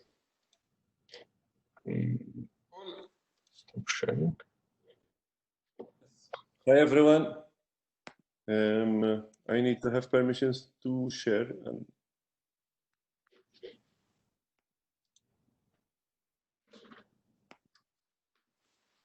Chris, I need the presenter. Okay. Let's see, I pass you the ball. There. Okay. Okay, thank you, Chris. So I'm sharing my part of the presentation. I'll be very short and quick. Don't worry about that. So nobody will sleep now. So what we did in version 18, we already had some session details. We truly expanded this information. That there is a lot of new matrices that we have. And the most important one is the UX evaluator, where we calculate how much time it takes between an action that the user did, pressing a button or type something, until that information is back on screen to the client. Obviously, this is an indicative measure. It cannot be 100%, but we are very, very, very close to the 100%. So what happens is, obviously, this evaluator starts from the client side. It is sent to the server, so we monitor how much time it takes to arrive to the server. Then the Rust shell has another role added to it, which actually simulates a user action and waits until the operating system has processed that simulation. We have a special algorithm there. And once this happens, we send back a reply to the client. The client calculates the whole trip taken, the time taken, and this information is shown in the session details. So this is the most important counter that we have in the session details. But apart from that, we added much more, and we had to classify them in 6 categories. So that animation, I stole it from Eugene. So let's go here. These are the information that we already had in the session details. So user, server, session ID, group or pool, where the server is, and the type of session, whether it's published application, published desktop, for administration, whatever we have there. And for us, we have also the team where you can group users to log on to a certain team. You have white labeling associated with it. This team is also shown. This was already present in 17.1, probably even before. What we have new, we have how the session was established, what type of connection mode the user has used, and on the client side, we have 4 connection modes: gateway mode, gateway SSL, direct, and direct SSL mode. We have how the user did authenticate himself to the system, whether using traditional AD credentials, smart card, or SAML, web authentication. We have also what type of MFA the session has used, if any. Obviously, this is not something that is mandatory. And also, this is very interesting, the flow, how the connection, how the session was established. So if we have a network load balancer, for instance, then a forwarding gateway, and eventually a gateway between the client and the server, we show exactly the flow, how this connection was established. We show maximum of three hops. The first hop where the client connects to, then the last two hops that we see from the server. There can be other hops in between, but we cannot track those, at least for the time being. Logon details, these are quite standard. How much time it takes to log on. Then we split that logon duration into multiple phases. So there is connection to the RAS infrastructure and understand to which server, which we call the load balancing algorithm that time. Then the actual connection that we need to connect to the server that we want to establish the session with. The authentication duration. Now this depends on the type of authentication. So if I see that the authentication duration is quite big and I'm using, I don't know, SAML, for instance, maybe we need to tweak something to improve that area of authentication. Then we have RAS policies, discoveries. So each session will check if it needs to apply any RAS policies like GPOs. GPOs would follow. Then the time taken to load the desktop and other possible times. So we break down the logon duration into multiple phases, and with this we can understand which part needs to be polished or improved. For the logon details, we also show what type of profile the session has, and we can distinguish between FS logics, user profile, and other. FS logics will also be shown if not configured through RAS. So if someone has already FX logics enabled, does not use FS logic from a RAS console point of view, we still show that. User experience part, as we know, it's very important. The UX evaluator is the #1, and I've already explained how that works. Then we have connection quality, which is a rating shown on the client side from poor to excellent. Network latency, what type of transport the session is using, whether it's TCP or UDP as well. Bandwidth availability, as seen from the client. So the client does some tests to understand how much bandwidth it can use, and we show this as well. Then we included two types of reconnects, and I'm talking about not graceful reconnects. I logged off and relogged on normally, but reconnects due to network problems. If this happens too much, it's an indication that there is a problem with the network, and it's important to show it to the administrator. We have two counters for that. One is the total amount of reconnects experienced by a session. Now, this might be important or not, depending on the length of the session. If this session has been established for a month and I had 10 reconnection, it doesn't mean much, right? But we also added another counter where we show the number of reconnects that the current client has suffered. So I started a session or reconnected to a session, and without doing any graceful disconnects or whatever, I got an X amount of reconnects. So this is something that might be more indicative to the administrator. And we also showed the last disconnect reason to also help the administrator why we have problems with the connectivity. Then we have more information related to the session details, the session state. I think these are standard.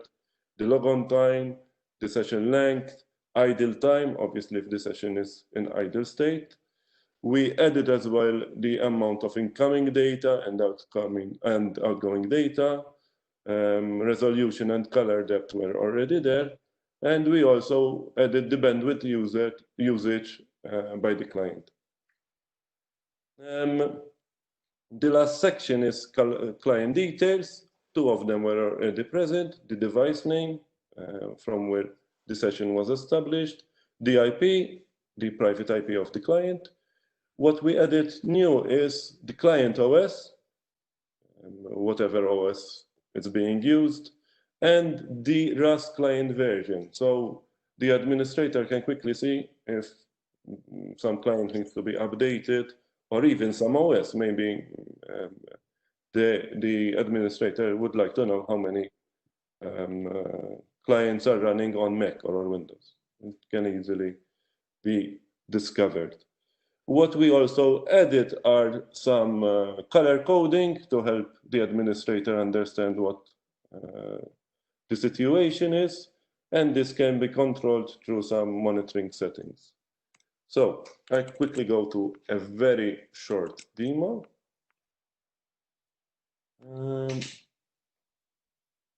So here we have the new session details. As you can see, I have some session runnings, but I want you to see the amount of columns that we've added here. And they are not all, guys. If I do a right click here, this is updated, right? We don't want to have a huge list. But yes, you can see there's a whole big list of information. You can see them like this here. You can get an indication, you can search, you can sort and everything. But you can also see one particular session and you have a snapshot of all the information that we have. We are still tweaking a little bit with the UI. For instance, the scroll bar should not be there. And also some matrices like the connection, the logon duration should be in seconds, milliseconds, and stuff like that. But basically, that's it. We have the information updated every now and then, and it looks pretty cool, I must say.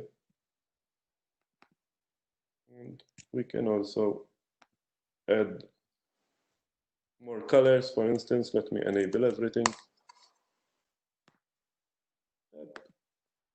I enabled too much. Let me do it again. Enable this one. And enable this too. So as you can see, there are more color coding. Some of the options are disabled from color coding by default because it's up to the environment. So we leave those measures to the administrator to decide. Some others we have predefined values. That's it. Any questions?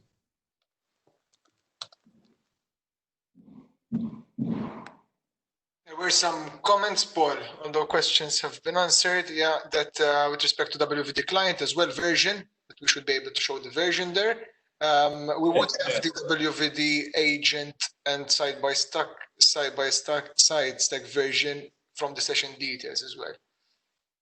So details of WVD, yeah? Yes, we will show this session information will be shown in all our sessions. So if it's coming from WVD, VDI, or DSH, doesn't make a difference. I did not get maybe some additional information was the question? It wasn't if we're going to show the WVD client version. Yes. Client version. Yes, of course. So this is still a little bit of a question mark. If we will be using our client, it's very easy, and we'll have our client version there.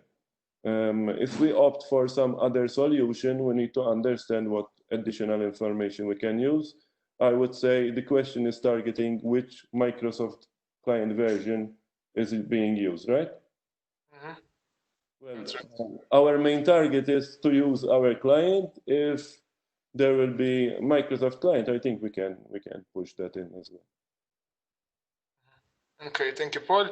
Another question, when we say client OS, does it include the build? So yes. the OS, yeah, we're looking at the information. Yeah. Let me see if I have it here. So, yeah, we can add more information if needed. Okay, Samuel, I hope we answered that question for you. Of course, we have other ideas of additional session details. These are the ones that made sense as a priority when we talk about advanced session details, right?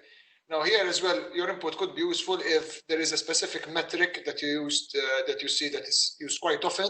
I know in the last session that we did, there was the mention of not just bandwidth usage, but also available bandwidth. So both of them actually are available here. If there's any other metrics that would be important for administrator, would be happy to consider and adding that. The idea of this was always to provide as much as possible transparency for the admin. And UX evaluator, as Paul mentioned, is one of the top ones trying to quantify that user experience. I believe that's pretty much it from the session. Thank you very much, Paul. No problem. I'll stop the sharing. And I need to switch to me, please. Max, yes. Give me a second.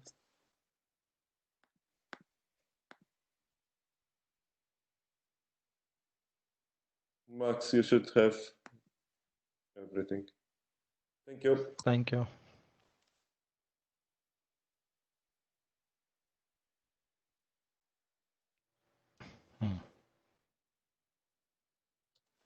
Can you see my screen?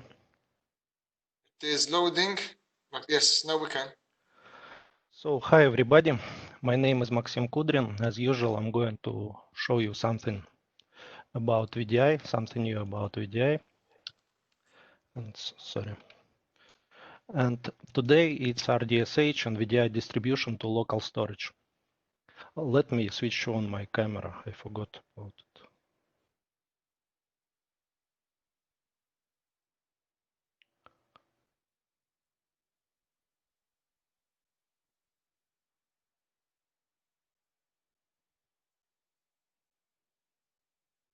Christian, can you switch on my camera? Because it seems that I have a lot of rights, but that is not one of them. that is not your right. No. So if you hover the mouse on the top part, there is, yeah. Yes. So I think that should be okay.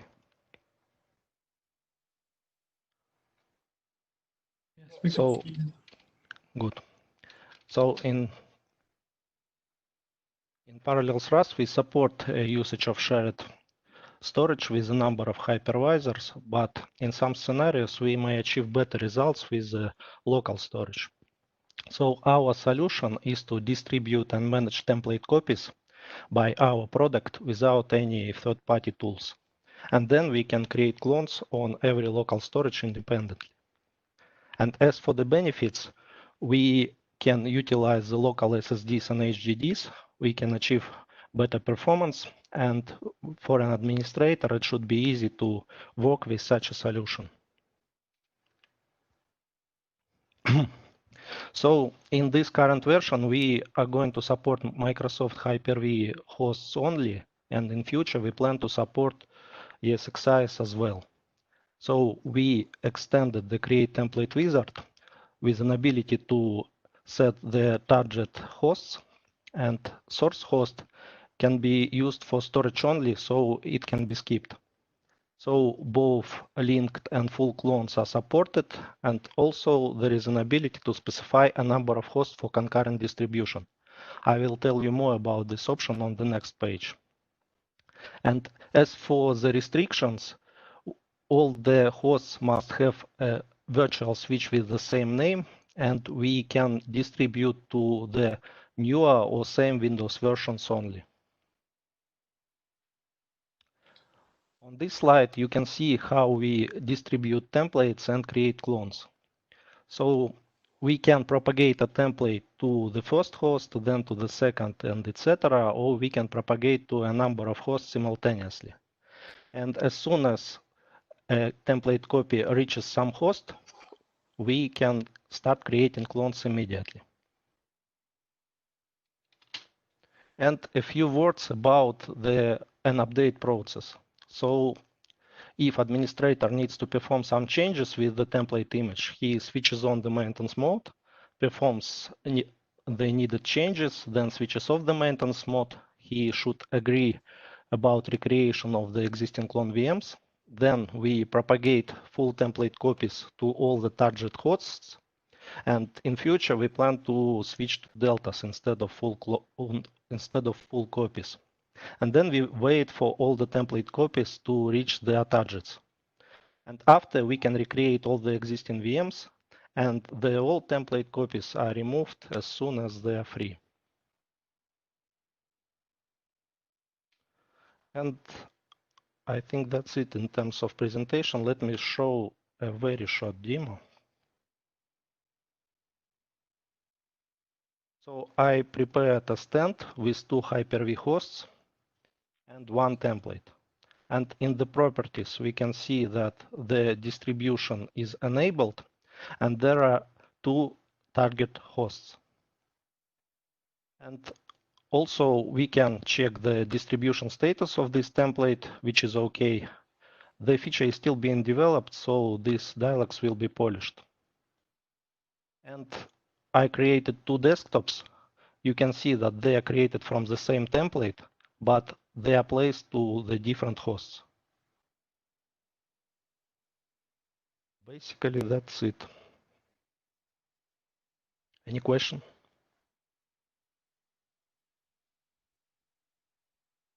Okay, thank you, Max. I don't see any specific questions here. If you do, please use the QA or chat. We also have a separate Q&A session towards the end to collect any, pending questions that were put forward. Okay, thank you for your attention.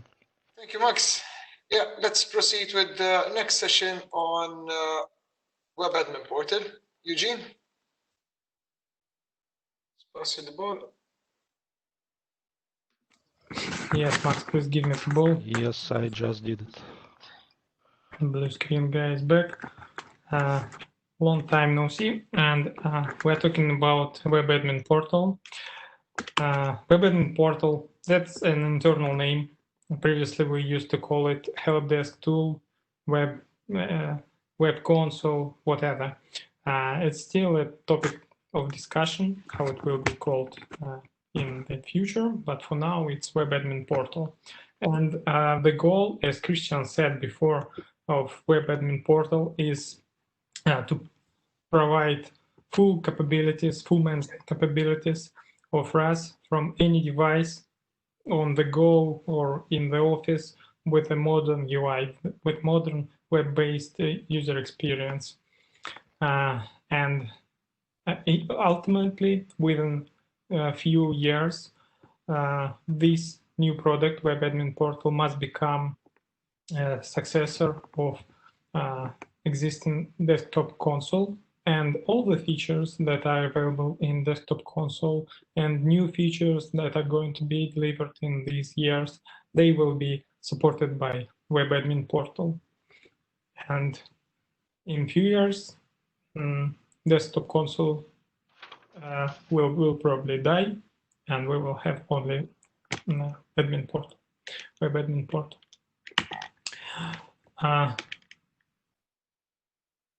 Looking previously, when a year ago, we were talking about what to do in version 18, and there were different ways what to do, which features to implement in this version, and we consulted with you, and eventually we decided to go with support of simple installations of RAS. So the goal is to give administrators an ability to deploy RAS and manage everything if they don't need something sophisticated.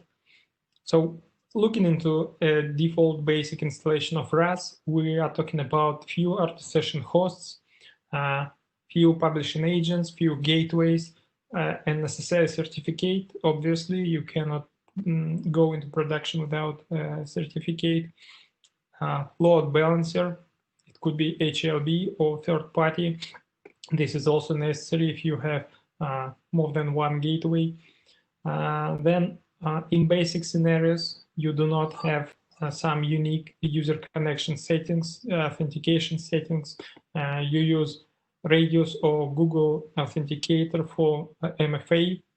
This also, we know that this is what people use for the basic scenarios. We have statistics. And also in these scenarios, people do minimal changes to farm and site settings. Based on this configuration, here is on the right, you can see a scope of RAS 18 web admin portal. So first of all, it is now installed by default. That means you can have both desktop console and web admin portal. It's up to administrator to decide which one to use. We will give a hint what is best for him, depending on his needs. Another important part of the scope is mobile experience. We spent a lot of time into making sure that all the functionality available in web admin portal will be possible to use, to leverage from any device on the go in horizontal or vertical mode. And you will see, I think it's good already, and we will spend more time on it. You will be able to do almost all infrastructure operations for RD session hosts, for publishing agents, for gateways, and for certificates. It includes adding new hosts, adding, modifying existing host configurations, deleting them, and of course, viewing all the hosts. You will be able to publish resources, and here you can see an asterisk because as the scope suggests, as the basic RAS environment suggests, we are focusing on RD session hosts only, and you will be able to publish applications and desktops folders from RD session hosts only in version 18. Also connection settings, we will support them, but they will be limited to authentication and several MFA, specifically Radius and Google Authenticator. You will be able to switch them on, configure like you do in regular desktop console, but you won't be able to integrate with other third-party MFA vendors in this version. Then limited farm and site settings. And then we will introduce monitoring policies, HLB support, and notifications in version 18.1. And of course, since web admin portal is installed by default, it's a little bit more mature product, and real administrators are expected to use this product from now on, not just help desk personnel. We will introduce support and troubleshooting functionality that will allow you at least to send a problem report to Parallels and to open a ticket from web admin portal. That's it for the scope. I'm going to show you a few screenshots. Unfortunately, right now, web admin portal at some places looks ugly. I don't want to show it to you, but it will be as good as on these mockups by the end of the development. You can see here infrastructure tab, a category, infrastructure category with all the possible in future types of servers like RD session hosts, and there will be VDIs, publishing agents, gateways, everything like you used to have in old RAS console, desktop console. Rust servers, server tables, like in old console, you see all the possible counters, you see color coding for those counters, and so on and so on. So everything will be there. You can open a particular server and see its settings, like in old console, for example. Here you can see a screen representing a user profile technology settings. You will be able to configure them as you used to do. Then same for publishing.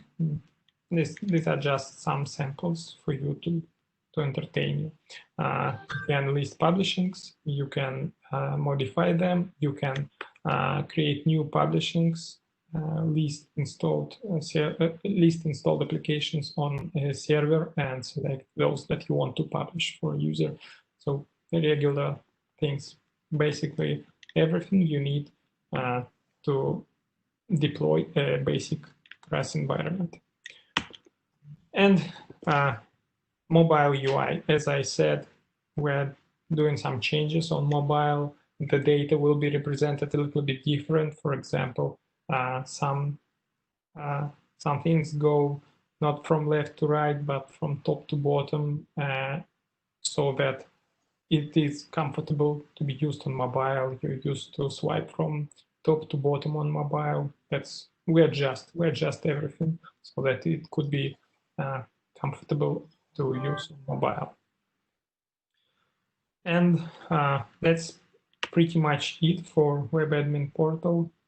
I hope that we will be able to deliver all the REST functionality quite soon in probably 1 or 2 new releases. Do we have any questions? I do not see any questions here.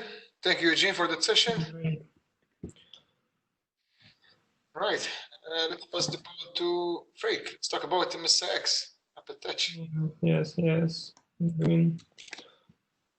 Yes, let me try to share my screen. You're welcome. So let me know if you see it.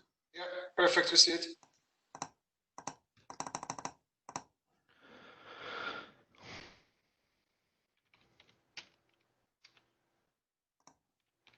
And there I am.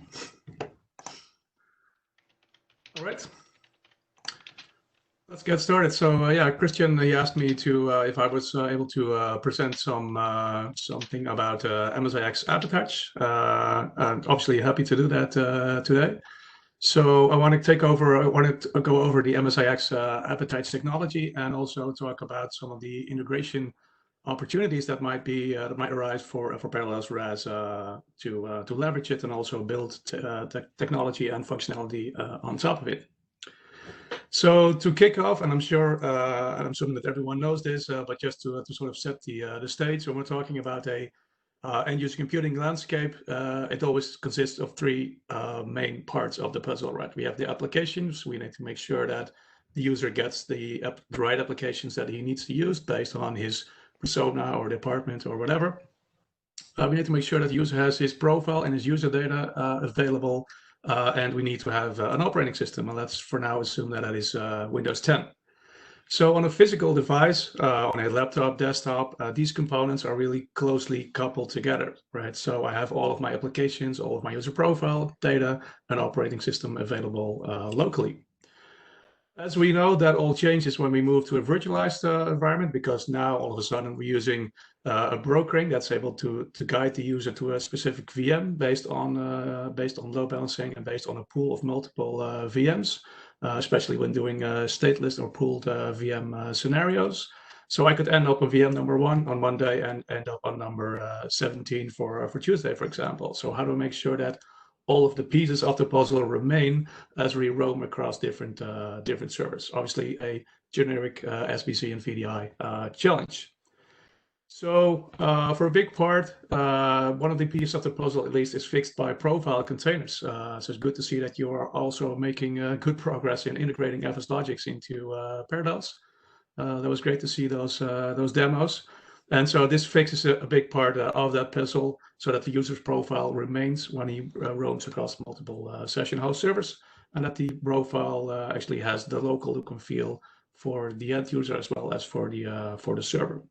So the question then is, what about the applications? How do we make sure that the applications also remain when I roam across multiple servers? Current options today, basically 3 are used from a Microsoft perspective. So golden images, so creating multiple golden images for different departments or different personas that contain the application sets for that different department, and then deploy them to different host pool or different pools of machines. Can be a good approach. I've seen it successful in multiple environments and organizations. It can, however, become a challenge when you have the more golden images you have, the more of them you have to maintain and manage and update going forward. So it can create a high management overhead. Second is application masking. So in this case, we're installing all of our applications into a single golden image, and then use application masking to mask a specific set of applications for a set of users and make it available for another set of users. Again, it can be based on the use case a great scenario. The downside is your image can become really large because all of your apps are installed into a single golden image. And the third one is streaming. So this is your traditional AppV approach, where you do not install your software on the actual session host VMs or Windows 10 VMs, but you stream them using a streaming server based on AppV technology. Again, can be a good approach in some scenarios. The downside is you have to manage and maintain the streaming services. You need to take care of the repackaging of applications, etc. So the question then is, what if we could attach and detach applications natively from the OS, like we're attaching and detaching profiles today? And also, how can we be like VMware profiles, syntax app layering, and other tools that do similar stuff? So that answer is MSIX App Attach, and that's something that Microsoft obviously has in public preview right now. So we're going to go over that technology. So if you are less familiar with this, it basically consists of 2 different things. So we have the MSIX and the App Attach. 2 different things. App Attach leverages MSIX and adds additional value for virtualized environments. So let's first take a look at what MSIX itself is. It is a modern application packaging method, both for the ISV, both for the application vendor, as well as for the IT pro, because we're able to transform additional existing packages. We'll cover that later on. It's based on the AppV core technology, so leverages a lot of technology that was inside the actual AppV way of doing things.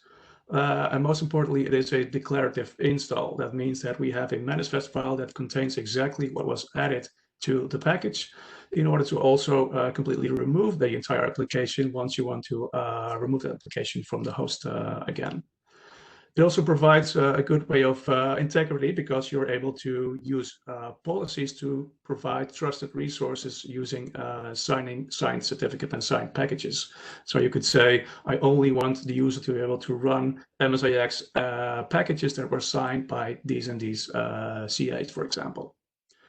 And then we have the packaging tool, which allows you to convert existing installations as well. So obviously you can leverage existing MSIX native applications. For example, Microsoft is also transforming his applications, her applications towards MSIX. A good example is Power BI. But also other application vendors are hopefully moving towards that new standard. For all of the existing applications, and we all know that there are many still out there. So MSI applications, executables, AppV, or maybe simple CMD or installer files, we can use the packaging tool to be able to convert them into an MSIX application. So if we know what it is, then why is the additional App Attach technology needed on top of MSIX for virtualized environments? That's because what MSIX does when you install an MSIX application, it extracts itself into the local OS drive of the session host or Windows 10 VM. So all those packages are added to the host, and that can take a lot of time.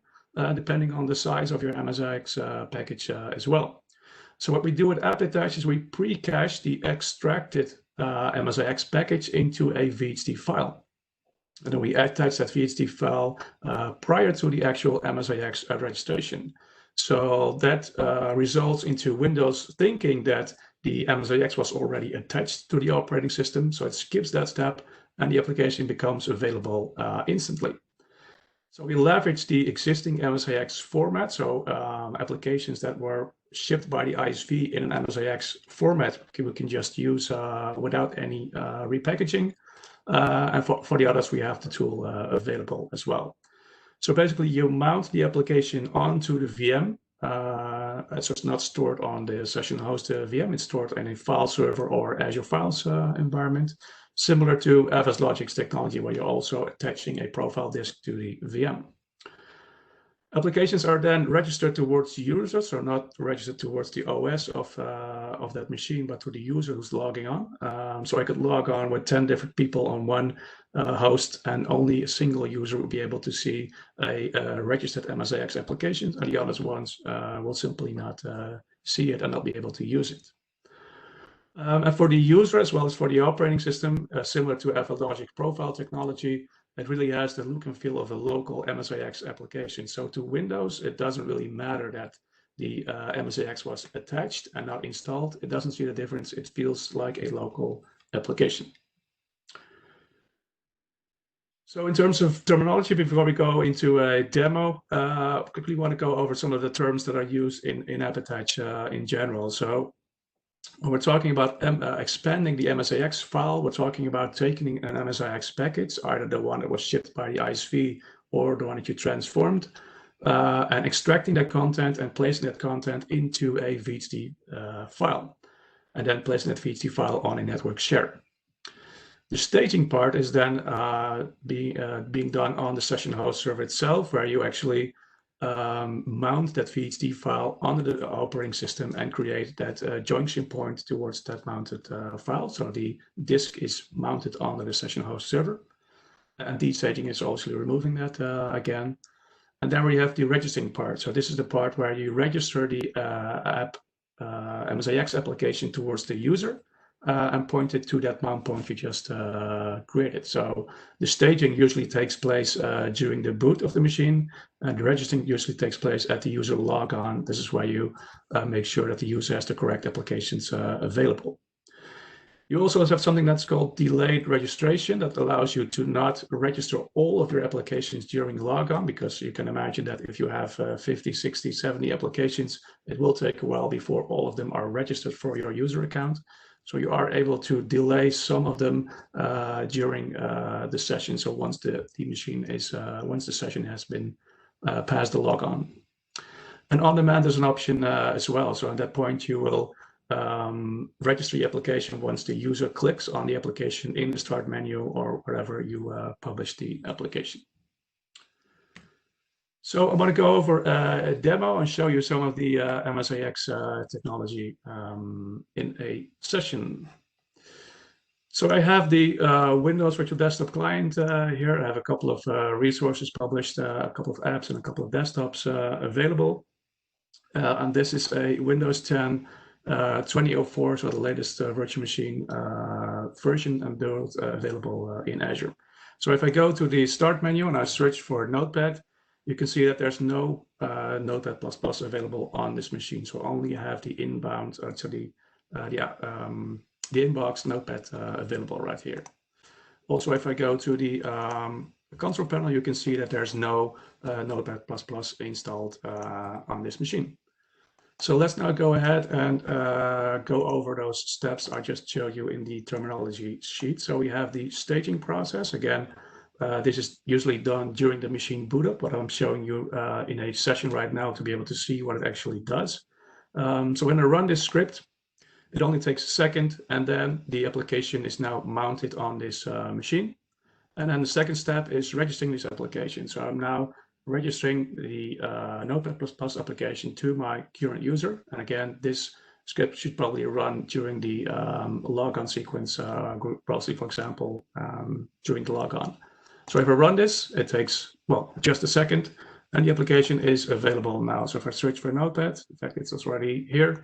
If I open it up, I have the Notepad++ available in this session. So it's exactly the way I would expect it to be. So if this were a traditional MSIX application, it would be the same. But in this case, I have transformed the Notepad++ MSI into an MSI package myself, and it's available to the end user. So what happened in the background is that when you go to disk management, you can see that an additional disk was added, which contains the Notepad++ information. So this is my app attached disk. And let me go over to the other one. So here I have the share, and this contains the original file. So don't pay too much attention to all of those MSIX files. Those really do not need to be here. This is my app attached share, and the file that is used is the Notepad WVD MSIX VHD file. So that's the file that's actually mounted underneath my session. So similar to registering, I can also deregister the application. So if I run a deregistration script, the application is now gone again from the start menu. And if I do that destaging step, it also destages and removes the junction point and also removes the disk from the virtual machine. So as you can see, it only takes a couple of seconds. We're able to really fastly deliver applications, even to running hosts and running sessions.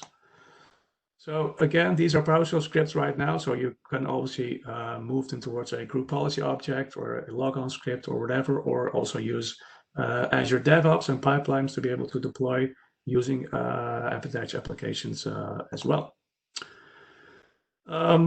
This is a simple application. Obviously, I took that example to be able to fastly deliver a demo, but I also have a quick video of a more extensive application. Let's see if it comes up. Yep. So this is actually a GPU powered machine running in WVD Azure as well. And in this case, we're not using Notepad as the example. We're using SketchUp. Google SketchUp is a GPU intensive application. So as you can see, there's no Google SketchUp available on this machine. And if I similarly go to the start menu and search for Google Sketch, it doesn't show up for the end user. So what I've done in this case, I've combined both the staging and the attaching process to sort of speed up this demo. And as you can see, it takes a little bit longer than the Notepad++ application because this is I think 1 gigabyte file when it's fully decompressed, but it's available now. So I now have SketchUp available in my start menu. I'm able to launch it and use it as if it was installed using the MSI client. So as it comes up and as we do a sign up and use a trial, because I didn't have a Google SketchUp license file, we open up a sample application and we're able to use the GPU as if this was natively running on the operating system. So just to show you that it's not only for simple applications, but also for complex and even for GPU intensive applications, able to leverage that same MSIX technology. The demo also goes over detaching the application, but I'm sure that you believe that. So let me go back to the slide deck. And are there any questions in the meantime before I move on to the next section? I have one question. Many applications tend to write runtime information in the application folder where it was installed. When using MSIX, can this be redirected? You can, yeah. So obviously we need to do a read-only mount for the MSIX disk because otherwise multiple users cannot use it. So if there is data that's stored within those, let's say usually program files folder or whatever you're using, you might want to extract that from the disk because that doesn't end up on the disk anymore. Yep, you're right. Okay, thank you. Hey, Frank. Yep. So when you mount, let's say you have like a bunch of apps that you mount, let's say 5 apps. In Disk Manager, can you tell the difference between those apps? Do you know which one is which? Good question. Yeah, so what I did not show you is that when you stage that application. It didn't have a disk name here, right? That's probably what you meant. Yeah, that's what I meant. Yeah. So the step that I actually forgot for this demo is that prior to sealing that VHD file and placing it on a network share, you're able to, as an administrator, edit it right here. So I could add a label here. I cannot do it as this user, but the admin can do it. And then it will actually say Notepad++ or whatever you're using. Yeah. Perfect. Thank you. Yeah. Sure. Hi, Freak. It's Ryan. Just a quick one. So you've probably seen I've been doing some stuff with 16-bit applications, and one of the things we're looking at is the app attach and obviously linked to Parallels. Is what we found is that obviously the once you install an MSIX, it becomes read-only within the container, so you can't access unless you start overwriting permissions. So when you do the app attach, is that exactly the same? It's just read-only to that particular user, or is that to all users? Is it specific for that user? So you app attach, or do they? So what I'm trying to say, do you have to do redirects for the users, or is it for specific applications? Is there multiple different configurations, or does it all go under? Can you have a write process within that MSIX app attach? Yeah, so it mounts the disk read-only. So if multiple users would use Notepad++ in this scenario, it would only have a single disk mounted. So that's a machine-wide setting.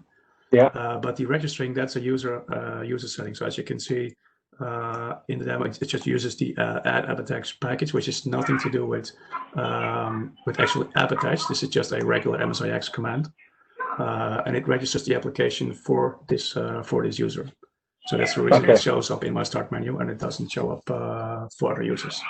So you just effectively VHD presents the application in a different path, and then it adds it as an AppX package, and it's all read on it. So it's exactly the same as MSIX effectively. It's just obviously it's calling it through VHD rather than locally on the client.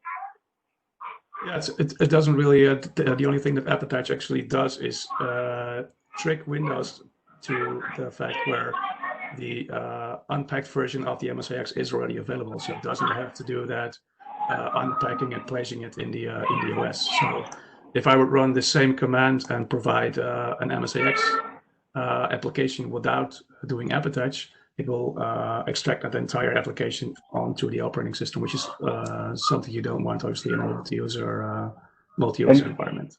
And is it very similar to the FS Logic where you can do app masking, in the sense of, can you have one or the other, or do you use both? What would your opinion on that? I haven't tried the combination of masking and app catch. That would be interesting to try out, definitely. Sorry for adding that one there. Yeah, no, that's good. Something to add to my lab to-do list. No, thanks very much, Freek. Yeah, thank you. So, one more question from me, Freek, in regards to the app attach. Does it also store like registry settings? Yes. Because you said it is a read only. So if I have specific user registry settings, like current user settings, will that just be stored in my basically FS Logic's profile container and not be merged with app attach, or? Correct. Yeah. So you have two layers of registry settings. One is the local machine. That's for everyone. So once you repackage an application from an MSI towards an MSIX, you're able to also add additional registry keys inside that package. Okay, so you can pre-configure it. Yes, you can pre-configure it. For example, if an application always shows a welcome screen, you want to hide that, you can add that to that package as well, similar to FV technology. So that key ends up in the MSIX package itself.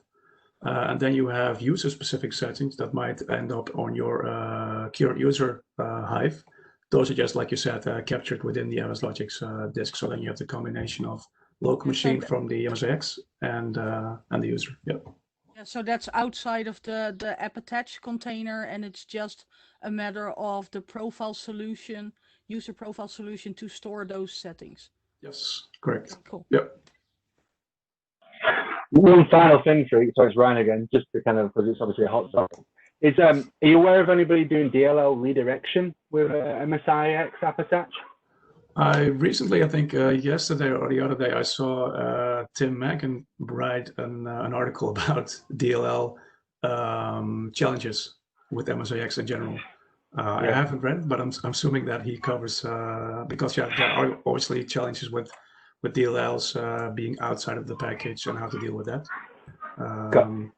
Definitely, yeah. So I'm definitely not saying that you can transform every application into an MSIX application. So most likely not, but there will obviously, similar to AppV and other container and application virtualization technologies, there are also always challenges with specific applications doing things outside of the application or in various places. So for DLLs, yeah.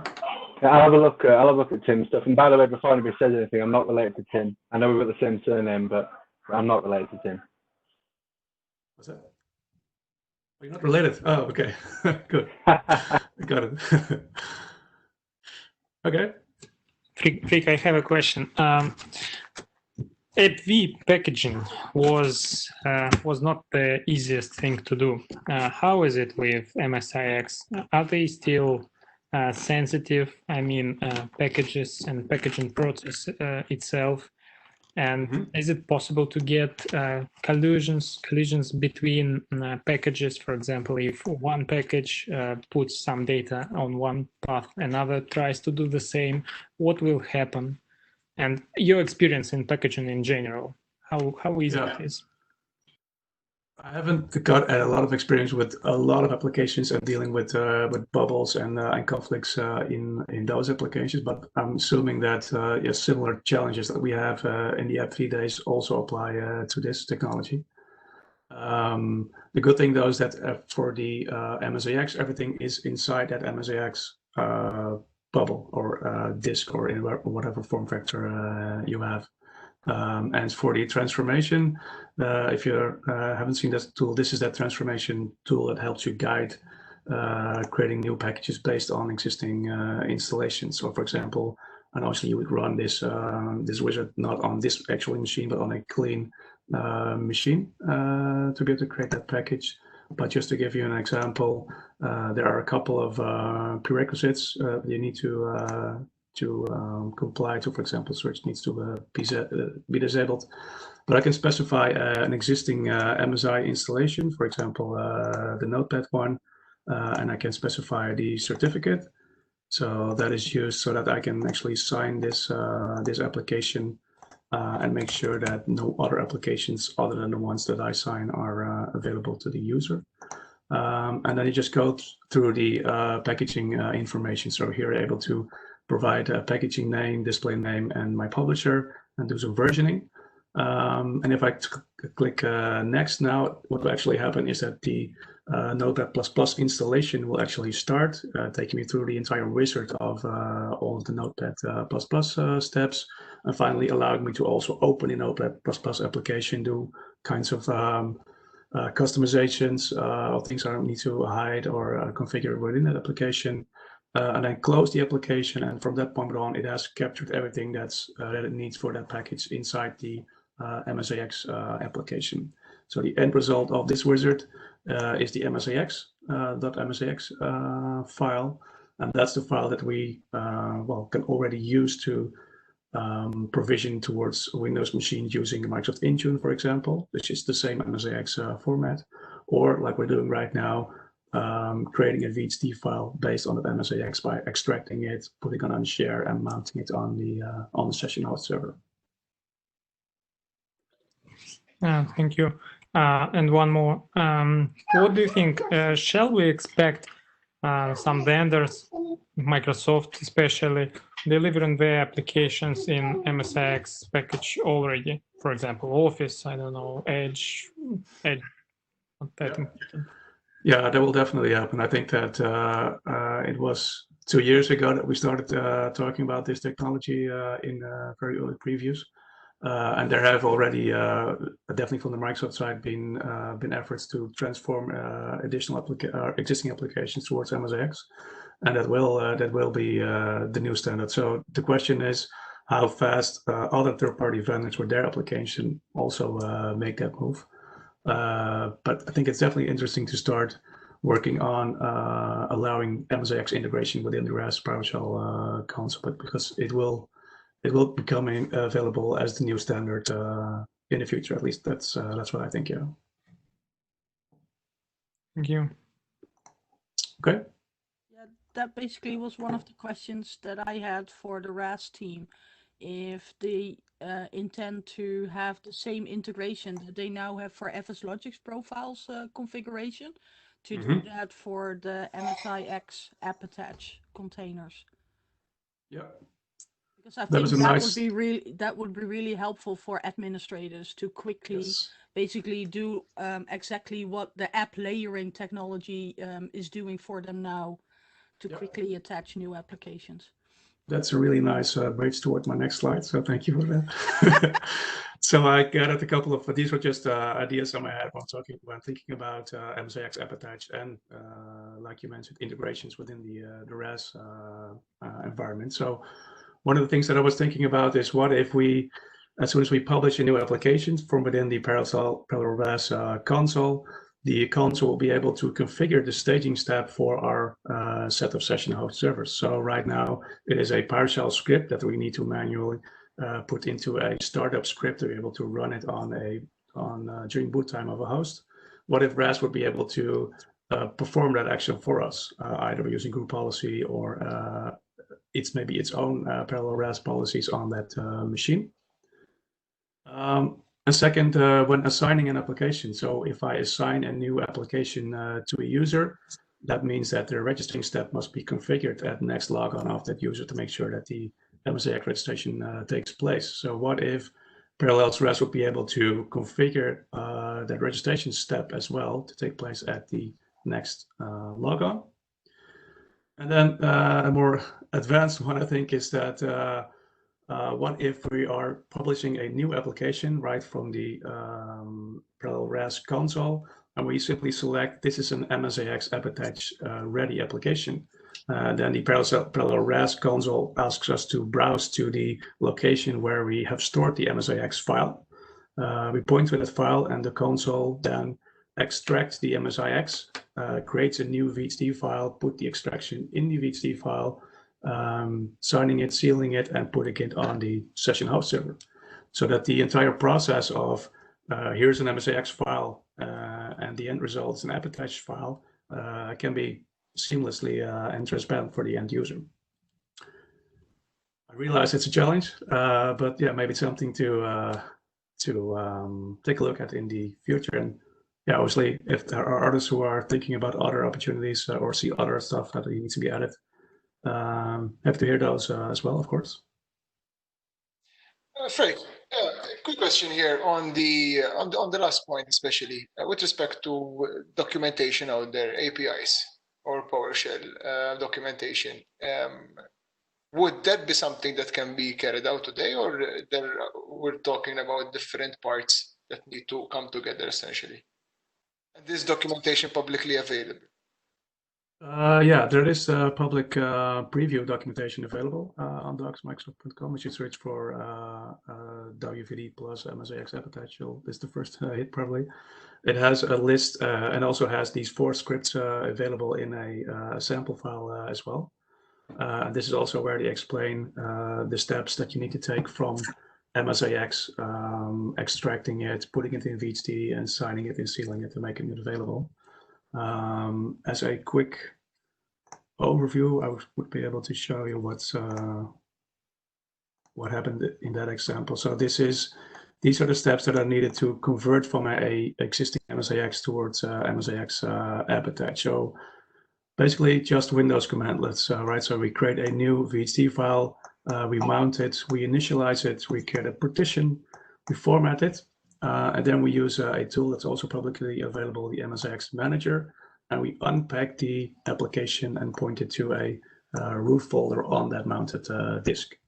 And then as the last step, we need to capture the GUID that we need later on for the staging scripts and the name as well. So if Parallels could be able to automate these steps and make a nice UI around it so that the user and the admin doesn't have to deal with creating disks and extracting MSIX app packages, I think it would be a great great improvement, great addition on top of Appetite.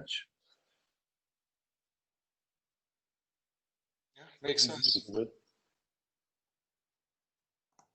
Mostly Microsoft is. A few questions. Christian, shall we unmute Silvio? He has questions. It's muted again. Okay, unmuted again. No, let me know if you don't want to hear me. It's not a problem. No, please go ahead. Touching the pen. No, I'm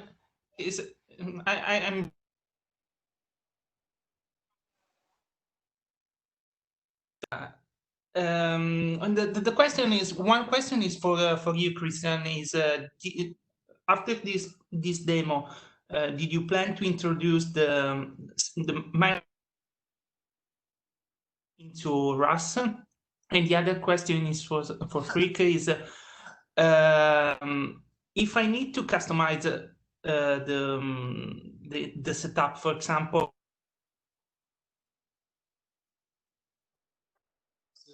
create the connection between the application and database, and I want for all the users.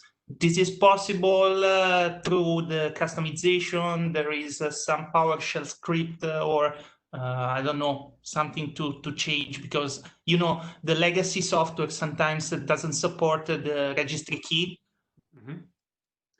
so local file. The way I would do that is capture that ini file in the MSIX package as well. So once you have converted an MSI into an MSIX, you're able to open the application. That happens automatically. And from within the application, you can change the settings that will probably result into an INI file, for example, and then have that inside the MSIX package as well.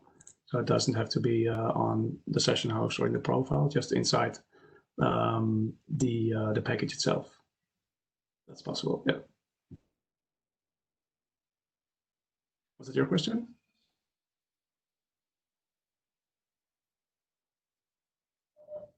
No, it's okay. Thank you.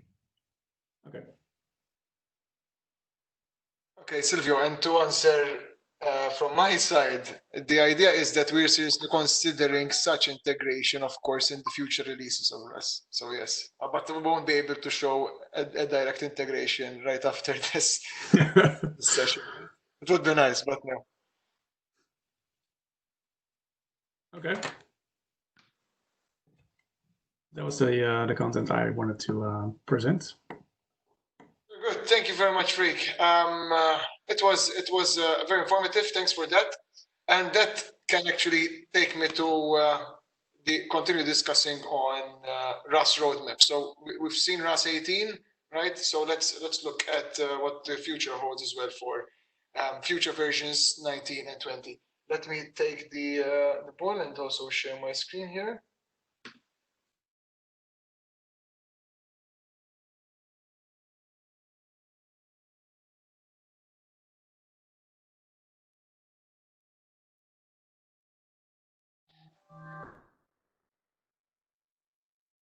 Okay, very good.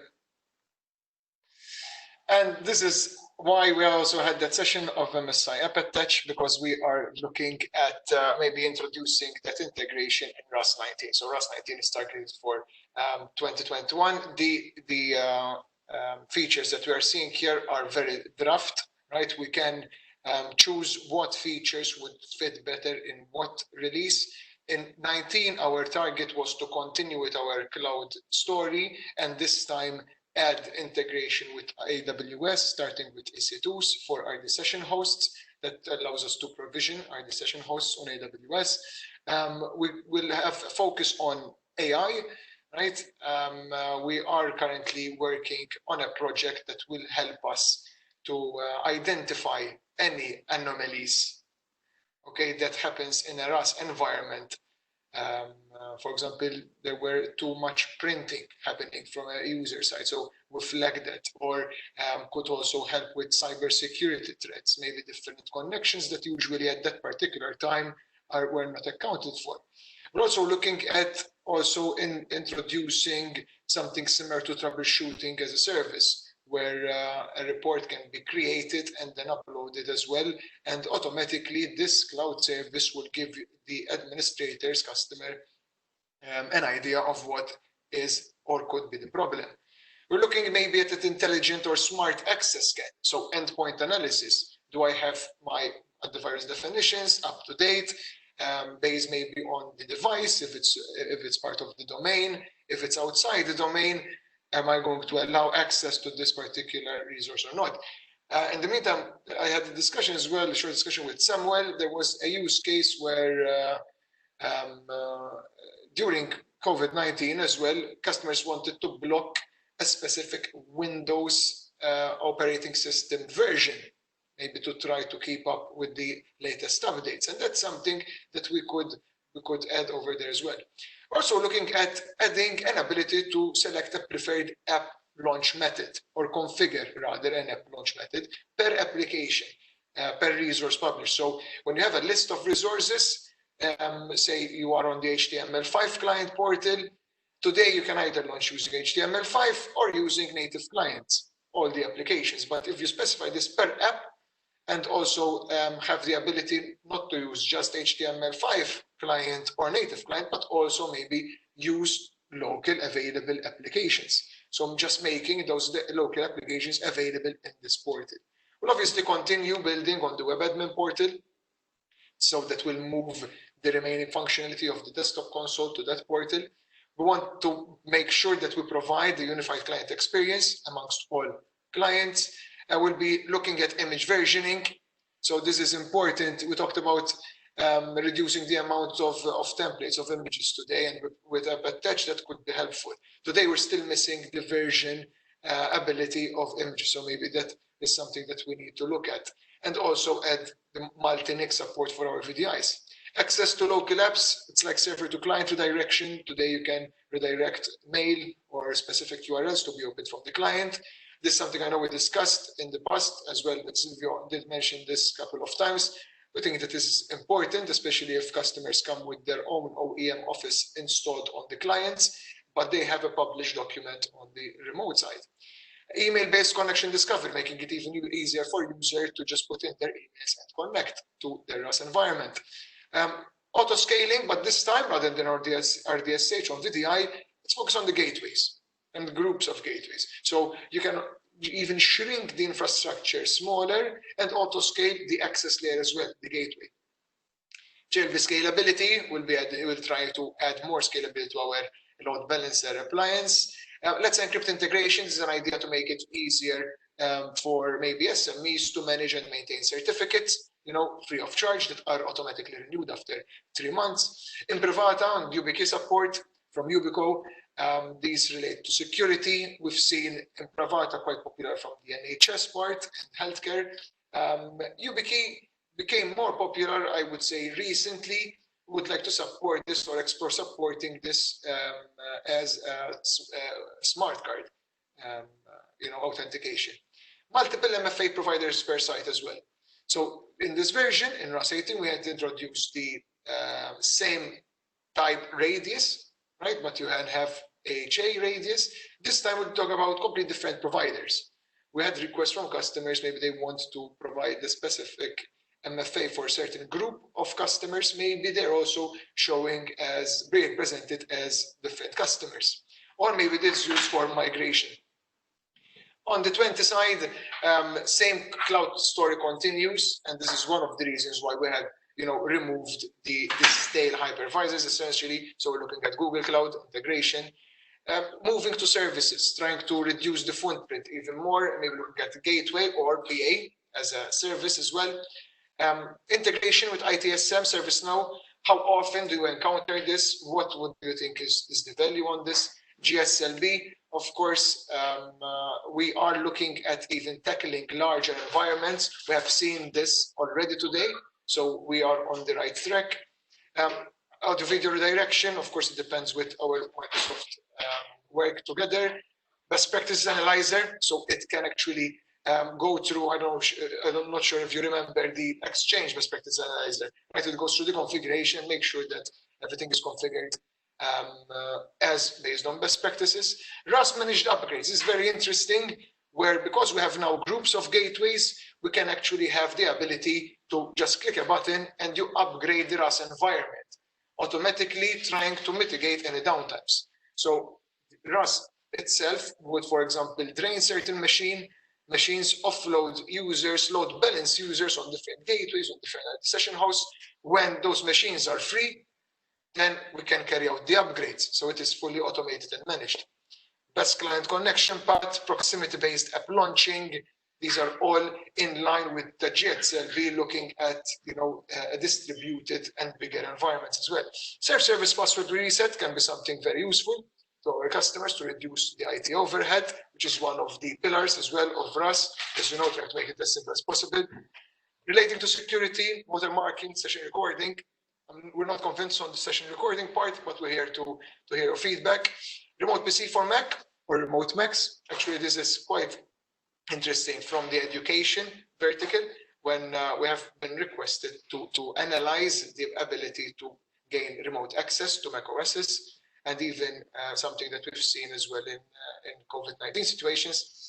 And finally, SNMP support for third-party monitoring. These are some of the features that we are, looking at adding.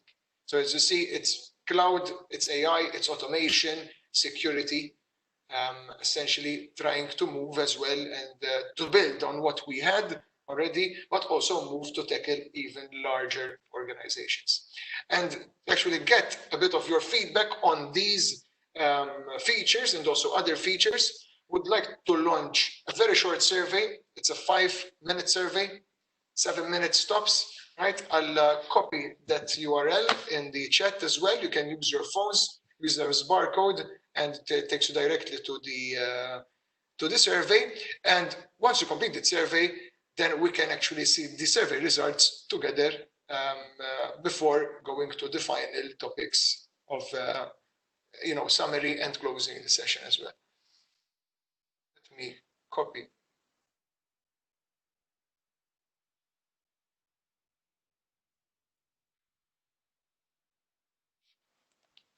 The survey. There we are. So there's a link directly in the chat.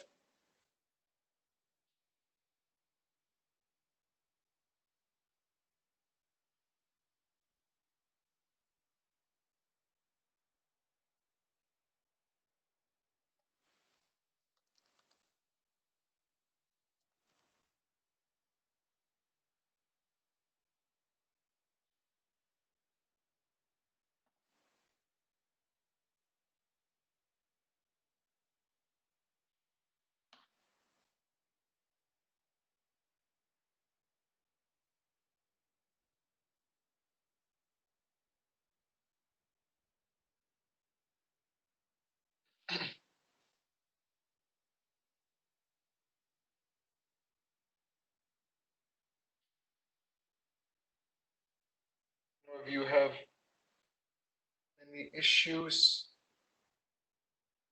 accessing the chat, or accessing the survey.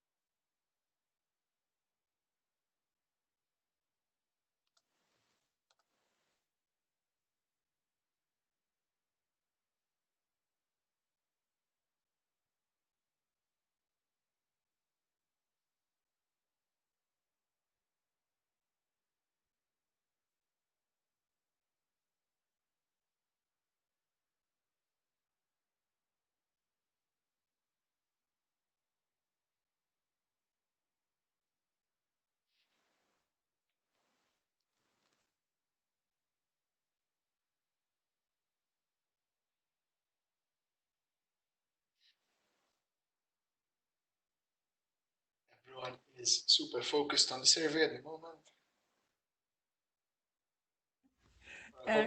So now you're annoyed that we're so quiet. It's hard to give points and stars. Giving stars is nice. That is true. Aidan, can I starting with the question? Yeah, until we if you let me say it, yeah, sure. Okay. I have a couple of feedback or requests. The first one is as we talked a couple of times, is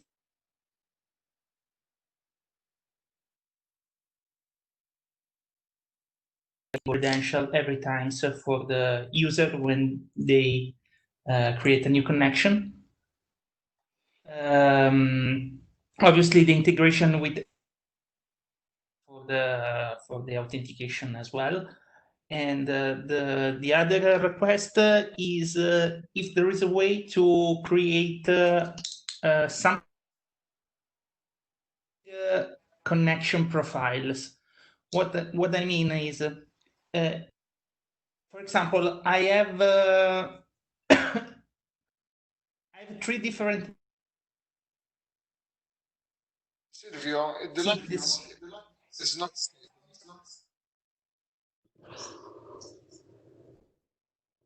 Hello? Hello? Yes. Yeah, sometimes you're cutting. The line is not that stable. Okay, sorry. The other question is if there is a way remote configuration container, for example, for the remote configuration, because if the user have different devices, I need to reconfigure every time all the connection with the credential, the points, something like else. So the question is, I have my account. My target point is parallel RAS. If I add a new devices, for example, a Surface, and I want to keep the same configuration faster, enter everything. This can simplify very hard. We simplify in an amazing mode the management and the effort for the IT department. So you're talking about assigning devices to users, and these users will have multiple associated with them. Yeah, I know it's not easy, but try to follow me. With the integration with the Active Directory, for example, and I know this is not easy, but with maybe a system like an auto discovery system to detect automatically the parallel RAS server. That's right. Auto-configure. We talked about it, here, and we mentioned, I believe what could be really helpful is the email-based discovery, the email-based connection discovery. So users would just put in their email address. Of course, there would need to be DNS configured there. That would point to the RAS.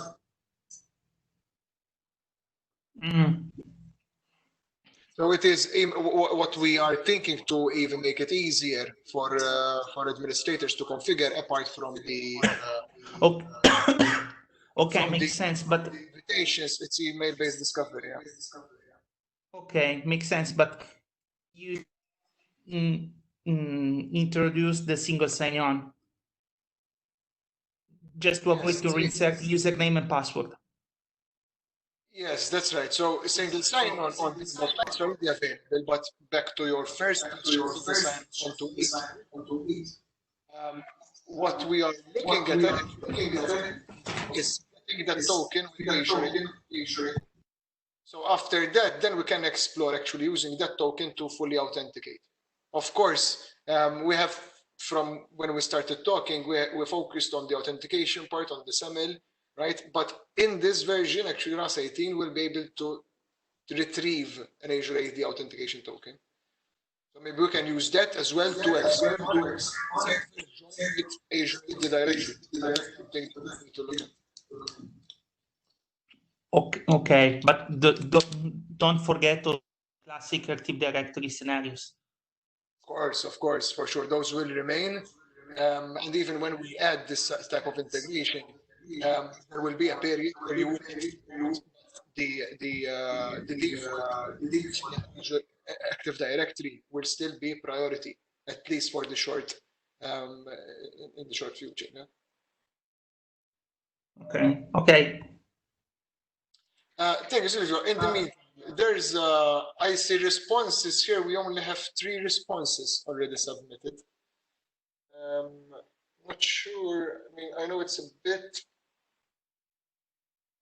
later, but would appreciate if we could add more respondents so that we can review the results together.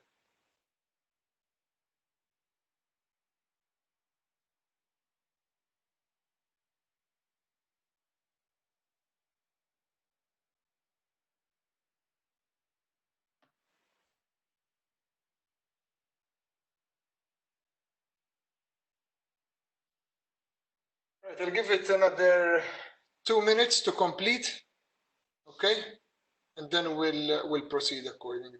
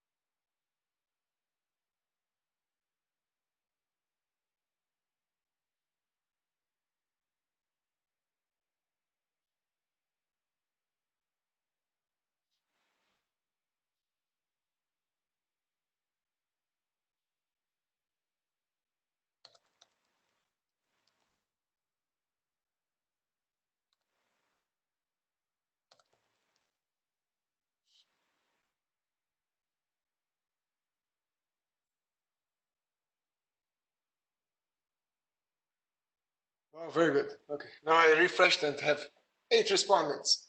So we're nearly there. I believe, let me run a report and have a quick look at the results.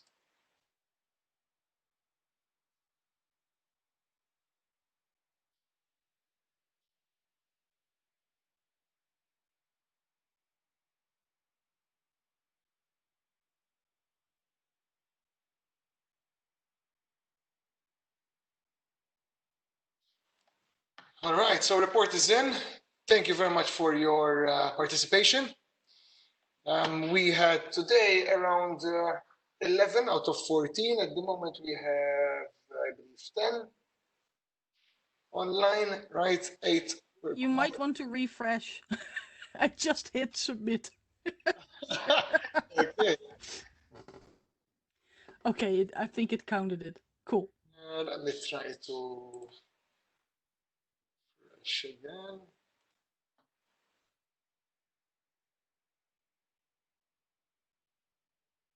All right. I think we're there. All right, so when asked how confident do you feel about RAS 18 feature set, good to see that the high majority of course are very confident and the rest are confident. So we're definitely on the right track for.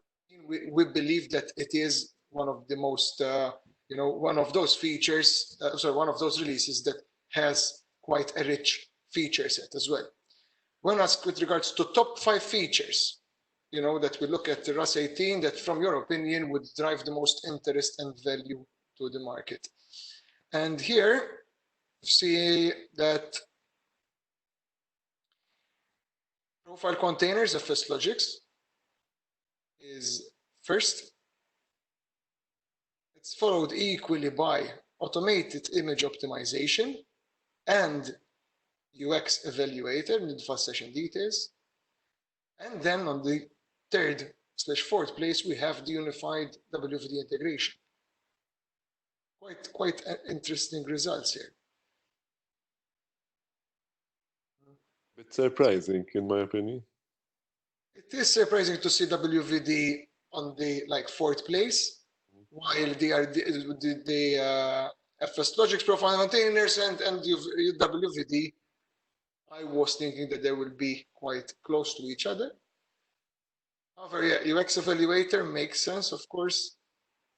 Automated image optimization makes sense.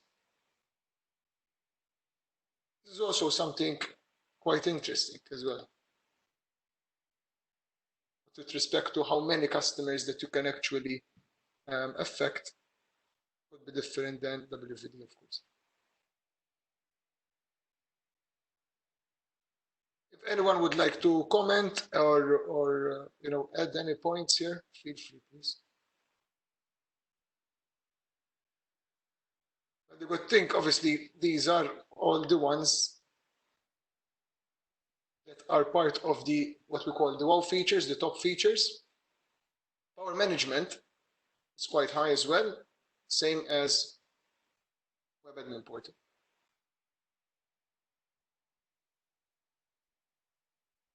Okay, main pain points for us.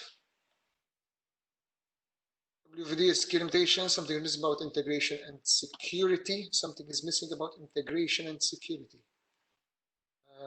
Okay, are we referring to integration with security products? It's me.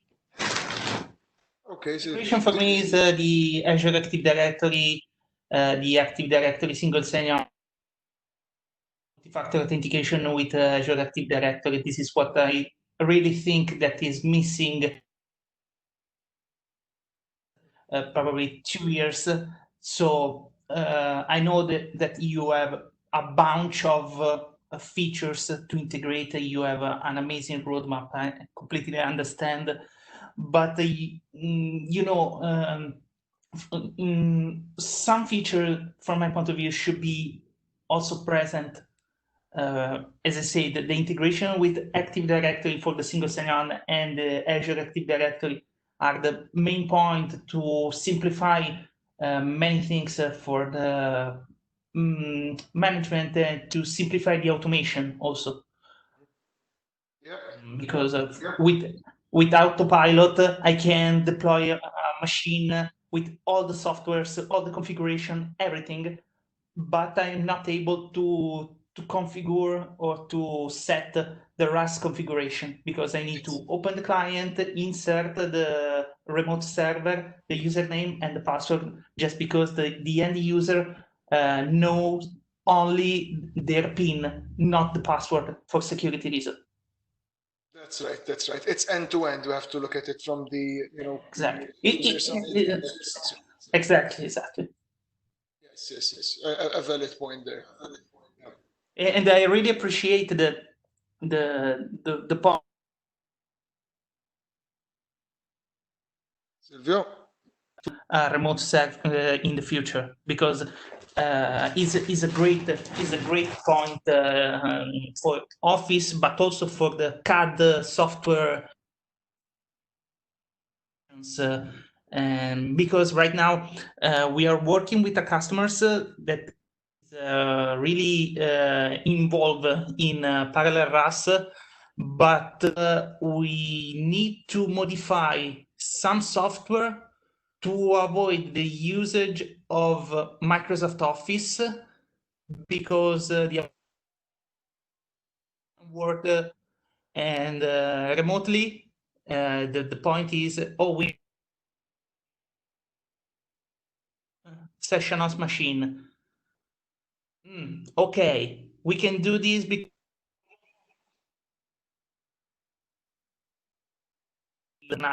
but is not useful because it's another piece to manage, to patches and more. So the possibility to use my local Excel to open remote Excel, remote file is awesome. I really appreciate the point.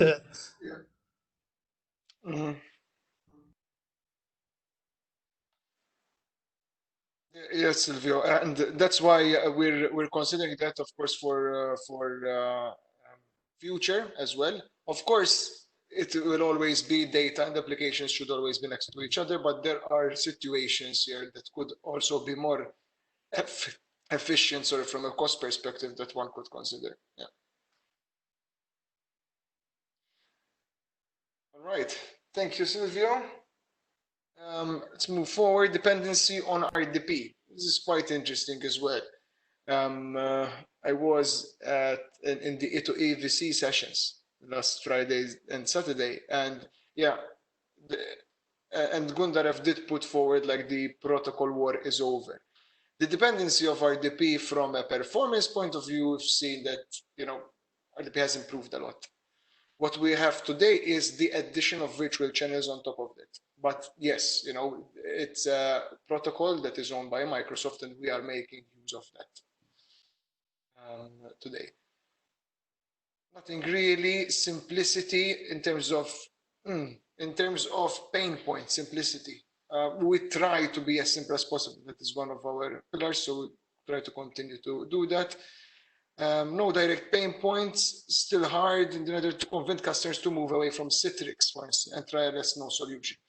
It's through brand awareness. It needs time, obviously, for customers to be aware of Parallels and Parallels RAS. So the first time I'll do presentations, and from a Parallels portfolio, RAS would be still something new. And that's where, as well, you come into play. It's beyond the brand itself. If we talk about what business requirements are you trying to achieve? Look, try this out. See if this helps you, right? And all of a sudden, you will be doing this amount of reduction in cost, and cost is not just the license of the product, which of course is a fraction when compared to others like Citrix, but also, with respect to training and managing the solution. So yeah, this from brand, we're seeing this improvement. There's still more to be done there, but with your help, hopefully will also be an easier transition. Keep in mind, the majority of our customers are actually coming from the likes of Citrix. Okay? Yeah, I totally understand that, but I think maybe it's a Dutch thing, but I get the feeling that a lot of customers are very conservative about making software changes. And it can also be due to the fact that a lot of administrators have limited knowledge of the products that they are already managing. So they often are very scared of the unknown, so to speak. So then it becomes a tougher battle, basically, to convince them to maybe switch to different products. It could be, yes, but in many cases, like even from my sales engineering time, when we were faced with because I know this product or Citrix, then trying to educate, trying to put forward information on what are you trying to achieve. This can be easily done like this, and that. Sometimes you get as well surprised customers or prospects saying, "Oh, I used to do this with 5 other steps to actually arrive at this point." I believe maybe try it out is something that can work as well. Look, try it out, see if there's something that you can easily wrap your head around, and I'm sure it will be. And if so, then with the knowledge that you already have on Citrix, this is the message, right? With the knowledge that you already have on Citrix, you can already manage your RAS environment because of being a simpler solution. So yeah, I do understand that specific maybe individuals are not as open for change as well. True. And it depends on who is managing. These are great arguments, so thanks. I'll definitely bring them to the table.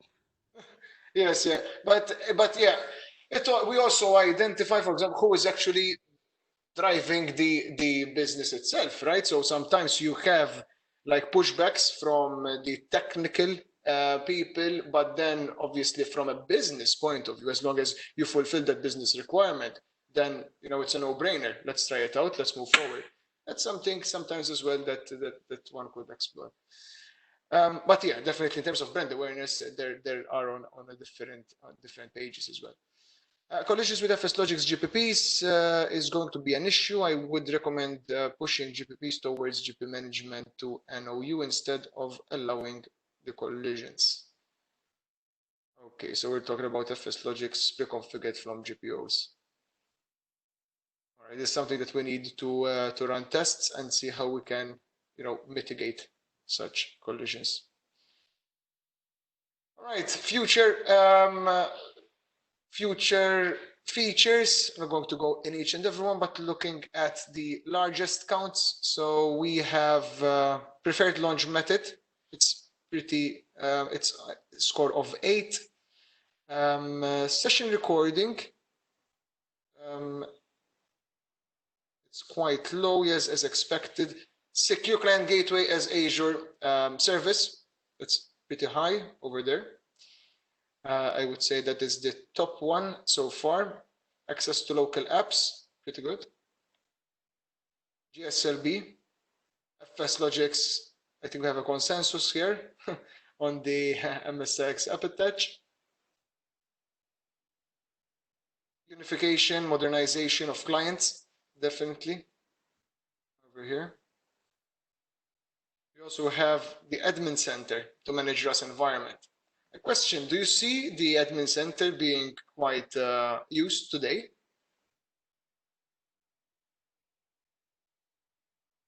From your customer base, do you see Yes, because from my point of view, as you probably know, I was one of the first testers of Windows Admin Center. I'm part of the TAP program. So the idea from my point of view is that Microsoft will move all the user interface in the future to move everything server core edition and this is the reason they try to push in hard with Windows Admin Center. The idea is to change everything to move in WAC. In fact, right now, some Windows features are only through PowerShell or WAC. So, okay. And this is the future for Microsoft. Obviously, you don't need to implement everything about RAS. But some pieces could be a great idea. Some basic management. Yeah, something from the management, something from the monitoring. For example, the UI, the user experience. I forgot the name. So the new UX evaluator. Yeah? Exactly. Like this, move it into the web, or is very useful. We had the idea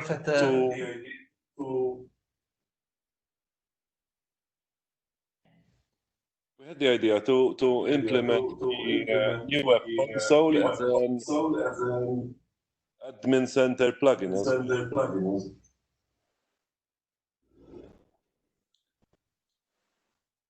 As I said, maybe to see the RAS farm, to see the main alerts, the main information, the number of user connected, something with like the status, the bar, the numbers, so to show the status of the real interface.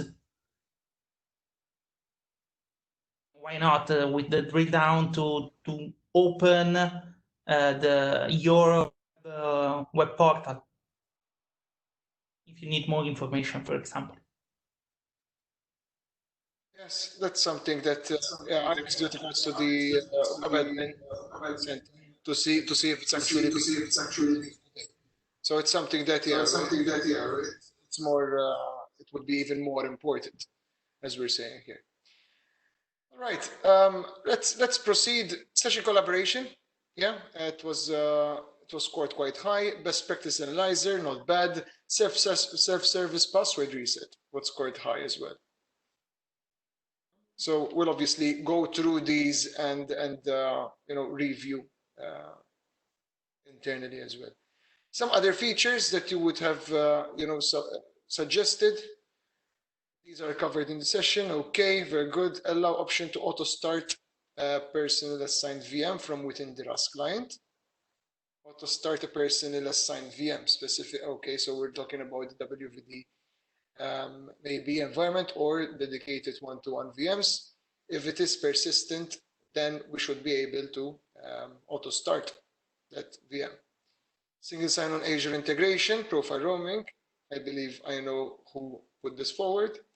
Right? Very good. Yeah, we discussed this already. Interactive planning, visualization, simulation of Rust infrastructures. Yes, in the past we did mention this, and we have that in the list of features actually, where you could once you configure Rust, you have like that as a blueprint, and then export to visualize the whole environment. So we have the designer view today. Of course, that's deprecated, but it would be good to actually export that as a blueprint. Here we're talking about interactive planning. So maybe it's like building blocks, what is required to, I'm taking it to host for this amount of users based on the workload profile, so on and so forth. Something quite interesting there. Strong demand for WVD. Yeah, so we'll need to keep up with WVD integration to keep up with the market needs. 100% agree. If you need to integrate with self-touch, will definitely bring added value. From admin perspective, I see a lot of customers struggle to do image management and application management. Yes, definitely two big points here. Image management, we talked about it today. Application management, in E2E, we launched a survey actually of identifying which are the most biggest pain points that anyone would see in the end user computing market. And application management was the top one, followed by cost, because no one would know exactly the final amount of costs. It's not just licensing cost, networks, ingress, egress of data, and all the infrastructure, right? But application management was definitely number one. And a way to leverage unique MFA options on a per team basis instead of needing a full multi-tenant setup. So yes, you don't need to have a full multi-tenant setup. You can have different, not specifically MFA, but for SAML, different providers, different IDPs configured and assigned. For MFA itself, yes, this is something that we have in mind, actually, where you have a list of different providers and assign these to different users. So that will tackle that particular point. Chris, it's a good idea to put it at team level, however. At team level could make sense. I mean, we have team at the site level, so we can also have MFA there. It could be team, it could be groups as well. In 18, we already added the ability to change the authentication domain based on the team. So this would go hand in hand with it. So it's first level and second level. I think this is a very intelligent suggestion, whoever made it. Yes, part of the MFA. So yeah, in 17, we have added the ability to have the team and the ability to assign the SAML to the team. So this can go in line with that for sure. But for this, we do have to support multiple MFAs as well. So for this, we have something for Rust 19 that we're thinking of adding.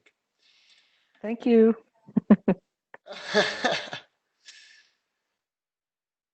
Third-party solutions, Rex Analytics, Azure Log Analytics, yeah, iGel, Control App. Yeah, Control App, interesting. We started off with some discussing with Samuel. Some maybe scripts, maybe we can pick that up again. But it's a good suggestion. Integration with Control App as well. So we have 3 Control Apps. Very good. RDP Soft Commander and Canary. All right, and the suggestion to add Andy Milford to the VIPP. That's for me too. Yeah, thanks for that. Actually, we're open to add more VIPPs. We'll put Andy as a prospect as well. The next intake we're looking at end of this year. Great. We'll take that down. Thanks for that. All right, and this is obviously something internal with respect to how can we improve the VIPP summit. They were very transparent, was interesting, extremely interesting. Any suggestions? This is something that we need to take on board. Yeah, split into days to talk better, transformation. Yes, I definitely agree with this. I want to see all of you in person. Yeah, so it is our aim to continue with these programs. We do understand that this type of session actually nearly half an hour over past our time, right? But we try to put in as much as information as possible. Other suggestions or stake options to become official WWD ecosystem partner. Yes, this is the discussion that we're currently having with Microsoft. So we'll see how that goes. Great product, we're going in the right direction. Watermarking on the screenshot requires too much resources. Yeah, this is something that I've heard as well in the past. We were exploring at other methods to try to be not as heavy on the resources, but this is quite niche as well, in terms of which market to take it. And yeah, that's pretty much it. Of course, we'll review this in more detail internally, right? This is I wanted to give you some information of what your colleagues has also discussed. So last couple of points from my side, just to wrap up.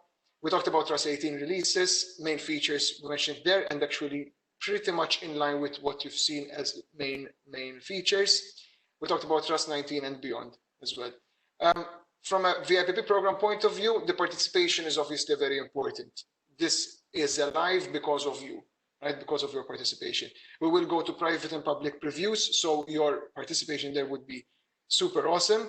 And to help out as well, both with that and with the content creation, you can choose, as we did last time, generic topics, or maybe talk about or prepare some content with respect to RAS 18. We will prepare documentation of the feature description, their added value, describing how they work, and we can also share this with you as well, so that you can have an overview internally, so that could be the basis of your topic of choice when we talk about the content. Any other content could be RAS related or in general EUC. Please, send those forward in the VIPP Gazette and drive awareness of wireless technologies. And this ties in line with that brand awareness. We are hopefully on the right track. We want to share the capabilities, that we're showing here to all the customers out there, because we truly believe in the product. And with your help, this is something that we can achieve faster. Okay, that is it from my side. Are you online? Hi, Nick.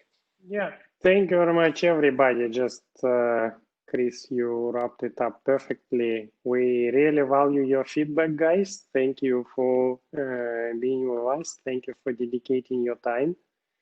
And please spread the word about Parallels where you can. And we definitely look forward to keep meeting you at our quarterly meetings. And definitely want to see you in person next year. I believe we will be all passed through.